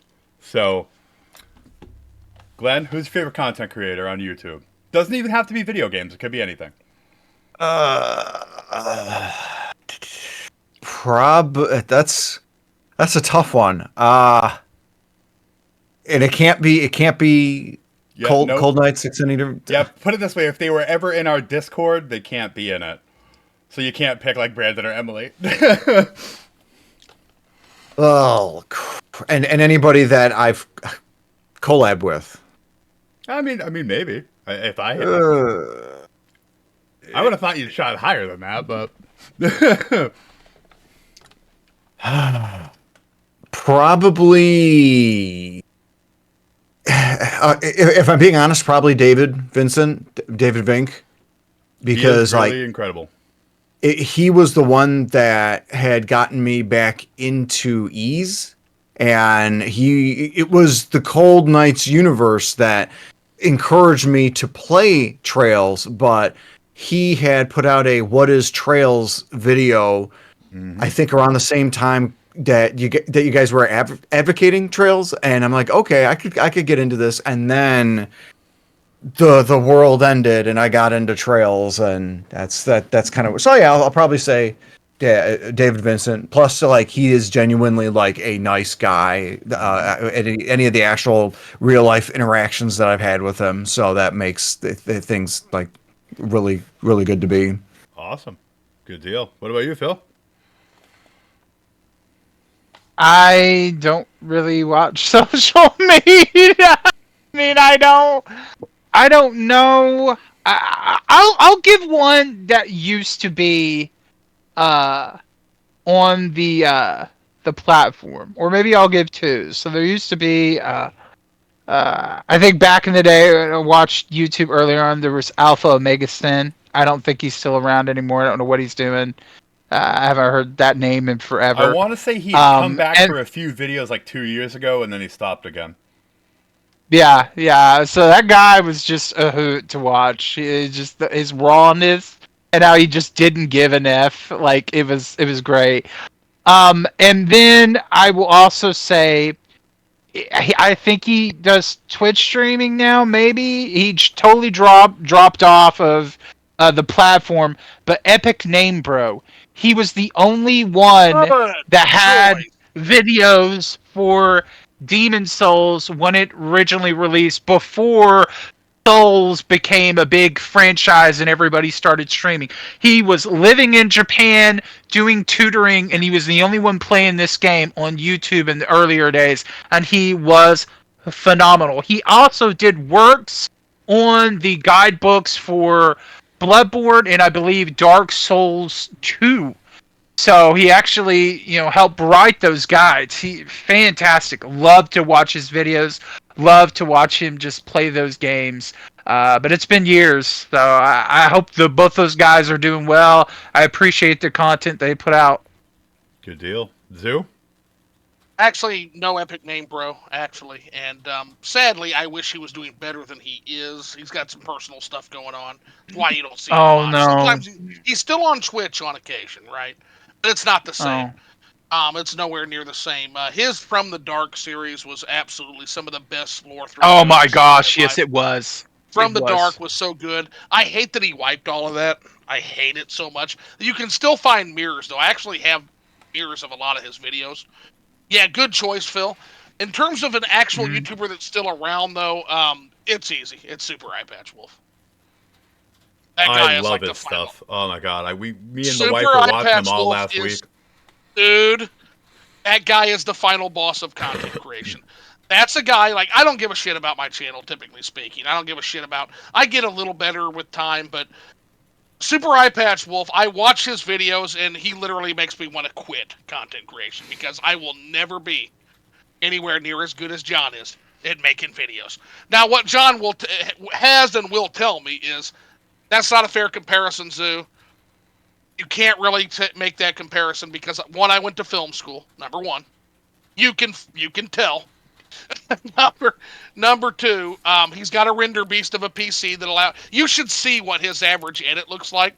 He sent me a screenshot of what like his editing looks like in terms of like. I'm surprised his house doesn't burn down when he edits a video. Like he just bought a house with his girlfriend. Great guy, absolutely wonderful community. Wolfpack is one of the greatest communities you could ever be a part of. It's incredible. As Jay also you said, spoke fondly of him. He's great. I owe him a liquored up if he ever gets time to do it. Even though the show is canceled, it will come back for that if he catches it. Mm-hmm. All right. Yeah, you spoke of him before fondly, and I was like, man, I've got to check out his videos because every time you talk about it, I'm like, it sounds wild. John, anything John talks about, it is an enthusiasm and a level of just give a shit that it makes you want to be into. He got me back into wrestling with his Roman Reigns video. Do you know how hard that is? He did it. Wow. So yeah, that 100%. All right, so I don't know about you guys, but like I said, I don't watch TV. The only media I consume is YouTube. That's what I watch for my entertainment, like 24/7. So my favorite overall content creator is probably Nexpo. Nexpo makes these great in-depth looks at horror stuff, analog horror, and like terrible things that are going on. In the real I need world. this channel. What's it called? Nexpo? Nexpo. Yep. Can't beat it. Best stuff. My favorite video game creator is hands down Sega Lord X. He is incredible. If you guys haven't watched Sega Lord X, go watch it. You can just literally binge him for days. And my favorite streamer would be a tie between Gab Smolders and Mars. They are both incredible. Gab Smolders is actually Jacksepticeye's girlfriend, and she's much more entertaining than he is. And Mars is just a chill, like me and the wife both love watching her, and she did playthroughs of like all the Souls-likes. She's just an incredible streamer. So, like I said, that's all I consume. And, yes, I do consume political ones too. I'm not going to share that here. I have a strict, no politics thing on the channel. But yeah, I watch that all too. So, but yeah, love all that stuff to death. So next, this one's going to be a fun one. What is your favorite console of all time? Glenn? Super Nintendo. With the Nintendo Switch, a surprising, very close number 2. But yeah, Super Nintendo. And I will mention I've decided to try and collect or recollect my original collection that my older brother had sold off. So I'm thinking I might do a whole series of pickups about that, or series of videos on that. That's kind of debating with it, but yes, going with the Super. That sounds like an awesome series. I definitely think you should do that. What about you, Phil? Oh, well, I'm going to do this as maybe console and handheld. Oh, I'm tied on console for the PS2 and the GameCube. PS2 was just it came at the right time with the DVD player, and just it set the bar. Like it just blew my mind. There were so many wonderful moments with that platform. And then the GameCube, a lot of people gave it some flack. They said that it wasn't really that great, didn't have any good games. That's where I first fell in love with Zelda. My first Zelda was Wind Waker. I loved that cute little Link. Even though he wasn't, real proper chosen hero, I loved running around as him with his big old fat cute chibi face. I loved it. So there was that, and then Luigi's Mansion. Like it was like Resident Evil, but with Luigi. I had to have it. So yeah, there's that, and then Tales of Symphonia, of course. For handheld, I'm going to say, the Game Boy, the Game Boy Color. That was prolific the first time I played Pokemon, but I gotta say the Game Boy Advance. Like, it was just, it set the bar. Like, man, the Game Boy Advance was so damn cool, and then the DS as well. So yeah, that's Yeah, Phil just named off every console ever made. Phil likes video games. yeah. I like video games. I can't just pick one. I can't. I'm sorry. In 2025, in current year 11, that is actually a novel opinion. I like video games. Yeah. What about you, Zoo? Kind of a slight inverse, basically, of what Fox said. So basically, I do very, very close second is the Super Nintendo, and the Switch has finally managed to edge it out. Basically, so it's basically just the exact same systems, just slightly flipped. They're both incredible. I am going to have to give an MVP. Give me 1 second. I felt a little something, a little vomit come up in my mouth here. Oh, God. I'm gonna have to give an MVP to the GameCube because this is the official 2025. Yep, here of 2025 at the end of the Switch's life. Wow. What happened? You need to clip that because I never thought he would say it. His third runner-up is the Wii. Clear in the audio, or let me try again real quick. So he was wrong about the game. Did you throw up in your mouth because you were about to say that? So, Zoo was wrong about the GameCube. It is really good. Wow. Somebody clip that. Clip it. Clip it real good. You're all wrong. No one said the PlayStation 1. I don't know what the hell happened here. I It's slept. the PlayStation 1. I was torn between the PS1 and the PS2. I will really argue was. right now. Because I will the argue PS1 right now that without the success of the PlayStation 1 in North America, video games do not exist in their current form. It wasn't going to be the N64 in North America. That's for damn sure. It literally took Japanese games and finally, appropriately brought them to America. I have a grand total of 5 PS1 games. All right. How do I remove I have him? 0. I have 0. Did I get booted too? It's me and Phil y'all talking both here. getting booted. Yeah. Bye, y'all. Bye, biatch. So I will say it's not my largest collection because they're just like the Wii or the Wii U. There's a ton of shovelware in that. Yeah, that's true. Like, there's literal garbage, but there's literally so many incredible gems. I really think, I honestly feel that it's not a sensationalist opinion that the PlayStation 1 modernized gaming, and it's so crazy when you look into the story of how that happened. And everyone that's a content creator, video game fan knows that. Like, it's incredible that they let that walk away and go on to become what it did. Like Nintendo's greatest lament. And I think there could possibly be another alternate universe out there where Sony and Nintendo did get together, and I just wonder what it would have been. Like, do you imagine how big Nintendo and Sony would be right now? Like, it would just be wild. Like, would Nintendo own an alternate universe would Sony own where they teamed up and then Microsoft never got into making games, so it was Nintendo, Sony versus Sega? And Sega became or even better, Microsoft teamed up with Sega.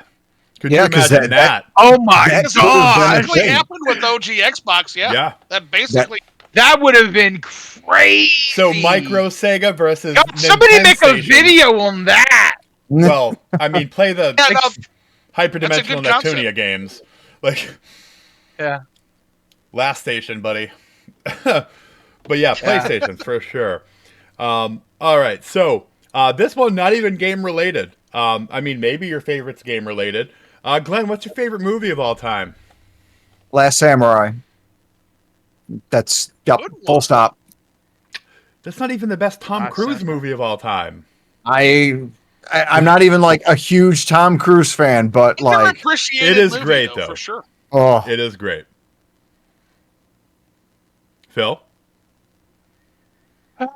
Gosh, man, there's just so many movies. Okay, childhood me is gonna go for the live action '90s TMNT 1 and 2, Secret of the Ooze, and then he would probably also say the Mighty Morphin Power Rangers movie, the first one.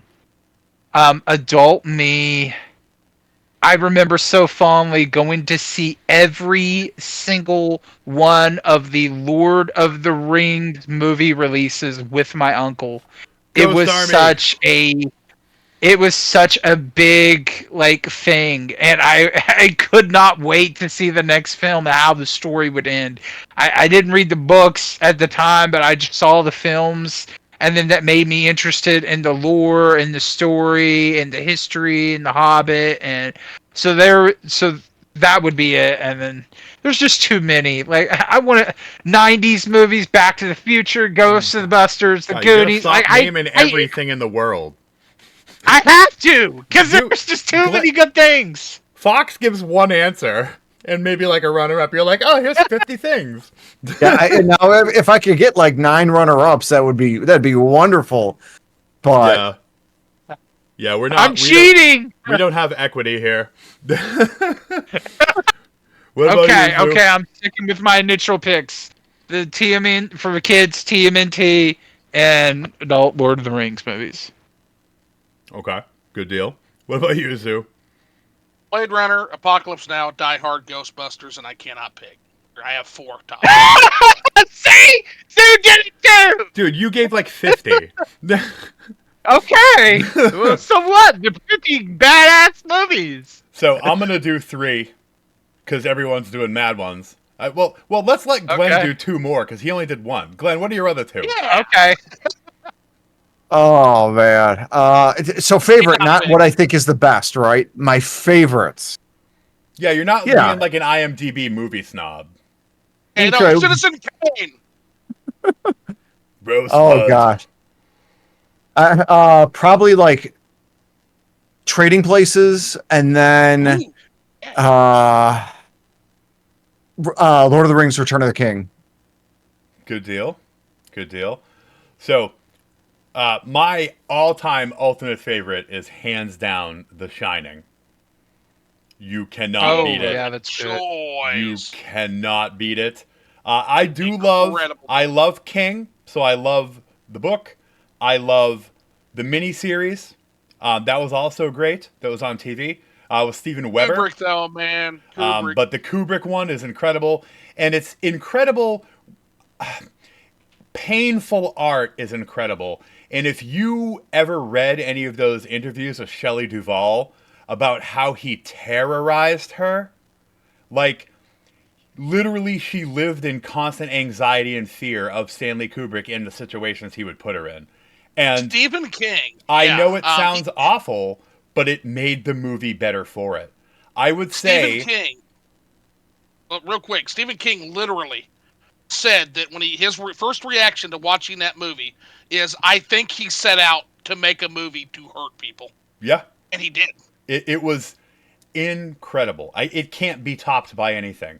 I can't think of anything, and I would honestly say that is probably the best female performance I've seen in a movie, and it's probably the best male performance I've seen in a movie too. He was literally the perfect maniac, and she was literally the perfect victim, and that's because Kubrick victimized her. At the end of the day, that is a movie about a man hurting his family, and Mm-hmm. there is nothing more horrifying than that. There is nothing scarier than that. And then It is such an alien thing. my 2 runners-up would be Ghostbusters 2. I know that's a hot take. I love Ghostbusters 2 to death. And Episode 3 for Star Wars. Oh, okay. Revenge of the Sith. General Grievous is my favorite villain all time of any movie. So Yeah. I can't. He's just my favorite. All right, so 2 questions left because we are burning the midnight oil here. All right. I can only imagine what Phil and Zoo are going to answer for this one. What's your favorite TV show, Glenn? Ooh, favorite TV show. And that includes like streaming stuff, like so they can answer their little Archie show. I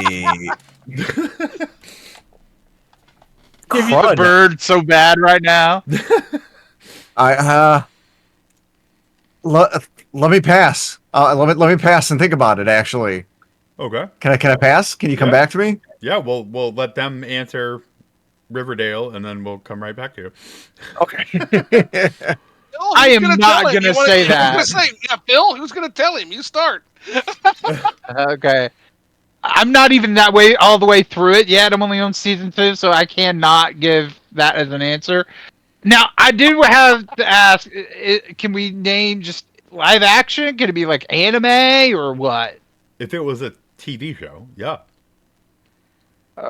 Okay. Well, if I'm gonna say anime, it'd be easy to go with Dragon Ball, but oh man. Okay, as a kid, I'm gonna say Kid B. It's got to be the '90s TMNT cartoon. I loved it as a kid. I mean, it just is. And then as an adult, TV show, I don't know. I mean, Stranger Things would be probably such an easy thing to say. I don't know. I really don't know. I have no idea. Okay. I don't know. What about you, Zoo? Oh gosh, it's River. Are you kidding me? You actually thought we were gonna say Riverdale? That show sucks. But it is entertaining gourmet garbage. No, my favorite show. I'm an anarchist, man. My favorite show is The Wire. My favorite show is The Wire. It's as if the entire city of Baltimore came together to tell their story about what the hell happened to them. That's a good one. It definitely is. What about you, Glenn? Are you ready? Okay, so I'm gonna cheat. I'm gonna give 3. I really liked Phil's answer. I'm gonna also say Dragon Ball, and I'm gonna say the entirety, all 400 plus episodes, because I'm gonna be that cheap. Dragon Ball Z, Dragon Ball Super, no GT, no GT, Kai, yes. none of that. I'm gonna say The Good Place. I have never seen a finer, better show that blew my mind, especially that ending. That's Kristen Bell, even to right? this day. The what? Kristen Bell, right? Yes. Good stuff. She is freaking adorable in that, and just oh god, that ending. And then do I want to be artsy fartsy and say something like Downton Abbey, or Frasier? I'll go classic. Let me say Mary Tyler Moore. Good stuff. I loved watching all that stuff on Nick at Night when I was a kid. All the Nick at Night shows are amazing. Oh my gosh. Oh, I'm not going to give necessarily another answer. The Twilight Zone. Twilight Zone also. Mm-hmm. Twilight Zone. But I do want to say I really miss '90s sitcoms. Like they were just a Fresh Prince of Bel-Air, Home Improvement. Yeah. I miss those. So those would be great shows to recommend too. So yeah. All right, so I'm going to give 3 as well because everyone's given multiples. So I definitely have to go with Zoo on The Wire. Omar and Bowtie were probably my 2 favorite characters ever. Any episode when Omar or Bowtie were going to be in it, I was so goddamn excited. And a man got to have a code. Like, and it was so crazy how they. I don't want to ruin it in case anyone hasn't seen it. Like, it's so incredible. I just love it. So definitely The Wire, definitely Game of Thrones. I was definitely one of those people. I was Thrones is good. Yep. Literally in love with the Viper. He is like the greatest hero ever, and I literally screamed like his wife did there when what happened to him happened. I was like, no! Like, I remember it was such a hype thing at work. We were literally like placing bets on who was going to win the Mountain or the Viper. And I was like shattered when that happened. I was like, oh my god, this is terrible and horrifying. And another one that people, I think a lot of people haven't checked out that was so damn good is Sports Night. Sports Night, check it out if you never heard of it. Okay. Such a good show. It's about the personal lives and the working lives of a team of sports newscasters that run a Sports Center show. And you don't even have to like sports. It's incredible. And I also love Scrubs too, but Scrubs is really good. Scrubs, I forgot about that. That's a good show. It's just fun. Right. And then I'll throw in another quick one, but with a caveat, and that's The Bear. But only seasons 1 and 2. Seasons 1 and 2 of The Bear. This is a show about cooking that, just like you said with sportscasters, you do not have to know a thing about cooking to love this show. It's people scream at each other real loud about cooking, and it's amazing. Good time. Season 3, sadly, is just a season of television that I watched, and I'm so disappointed. All right, so the final question of the lightning round. What is your favorite book? Glenn. For me, I'd probably say Cloud of Sparrows. One of my favorite books, set in 1860s Japan, featuring a not a shogun, but one of the Japanese lords, and a set of Christian missionaries, one trying to escape her past and her beauty, one hiding as a Western gunslinger, and then one that has an unfortunate end. And just the level of epicness that book had, and covering multiple genres, amazing. It's one of my favorites. I love the whole. If your question was what's your favorite series, it'd be the Dresden Files. But individual book, yeah, Cloud of Sparrows. Good deal. Phil? Mm-hmm. Well, I don't read a lot of books, actually. When you mean books, you mean just straight books you read, or comic books, or manga, or No, what are we saying here? Like a book. Yeah. Book. Okay. That's what a book looks like. I know what a book looks like. Well, probably the ultimate book that I could say, and which the Bible, of course. I mean, there's so many great stories within it, and it resonates with so many people all around the world. I don't think I could find a better book. But if I was going to say outside of that, I really love lore books about games that that I play, where just knowing more about something I'm interested in. So like all the lore books about Dark Souls and Elden Ring and those kind of games, of course. And then it's been a long time since I read it, but there was. Oh yes, I've been meaning to pick that up. I need to buy that. Is it really good? All these books, man. Oh my gosh. Okay, I definitely need to pick that up because I heard good things. But it's been a few years, but I love the Darksiders games. And there was a tie-in book between like the first and the second game, and I remember reading it like years ago, and it was pretty good. So that's about all I can really think of right now. Phil said he doesn't read books, and he named off 50 books. I didn't name off 50. I named off like 3. Oh boy. Let's see, what do you got, buddy? I'll give you 3. One is fiction, one is nonfiction, and one is poetry.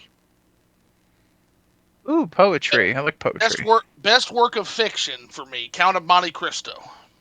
That's a good one. Wow. Cannot absolutely just enthralled the entire read.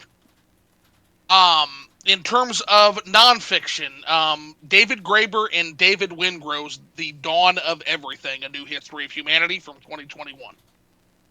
Like, that's a book that any self-respecting person looking into anarchy should read. Absolutely incredible. In terms of a poetry book, The Narrow Road to the Deep North and Other Travel Sketches by Matsuo Basho. Basho is one of the most influential. Basho, the haiku. Yeah, he was a haiku guy. And he took haiku and he is the first that elevated it to high art. And that book is incredible. Wow. Good deal. All right, so for me, I'll give 3. Romance of the Three Kingdoms is a true classic. Oh yeah. Then The Art of War by Sun Tzu. Oh yeah. I used to literally read it every night when I went to bed as like a devotional. I read that once a year, Jay. I adored it. I would read passages that I thought were, relevant to the struggles I was going through and stuff. There's so much great wisdom in it. And if I'm going to pick a fiction book, it would by far be Needful Things by Stephen King. So good. That's what inspired my Halloween special this year. So that was a great favorite of mine. So, guys, that just about wraps up our time. So, Glenn, where can our viewers find you? Yeah, thanks again for having me on, Jay. Absolutely. I'll always have a lot of fun. You can find me at YouTube at Infernofox Gaming, where we have content regarding retro games, RPGs, Nintendo, and the weekly Infernocast featuring fun family, friends, and guests. And that's a great podcast. I was on that a little while ago, so it was good. Yeah, we had a great time. That is a lot of fun. That's a lot of fun. Phil, where can our folks find you at? Well, I'm Phil Went Up Collects. I'm pretty much all over socials, so it's pretty easy to find me there. Come stop by the channel, say hi, join the One Up family, let's help make this community a lot more positive. Good deal. Zoo, where can our folks find you? Well, coming soon you can't unless I'm being summoned here or you really, really, really like Morrowind. But there will be a new project from the person behind this Ghost coming very soon. Where is that going to be? Well, I'm not going to tell you. You either find it or you don't. But it should be fun.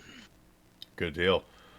So that brings me to a little announcement I wanted to make. If you've made it through the almost 3 hours of the podcast, I want to announce that we will be bringing back the podcast as a regular weekly show, and my permanent installed co-hosts will be Phil One Up Collects and Zoo the Happy Wandering Ghost. Yep, that is correct, official, and I can tell you that Jay did the profane summoning ritual to permanently bind me to Cold Takes. I'm super excited. We all had a great initial run with the show. We had so many guests from the community, big and small.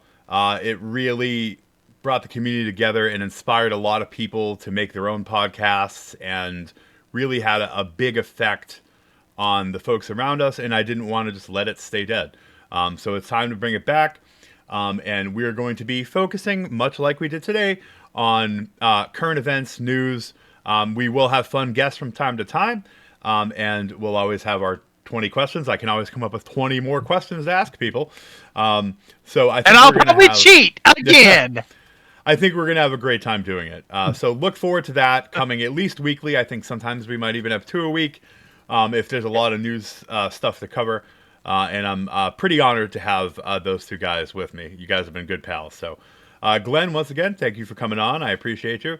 And I don't need to thank you 2 because you're going to be here every week. So, but thank you for signing up. Thanks for watching, guys. We certainly appreciate it.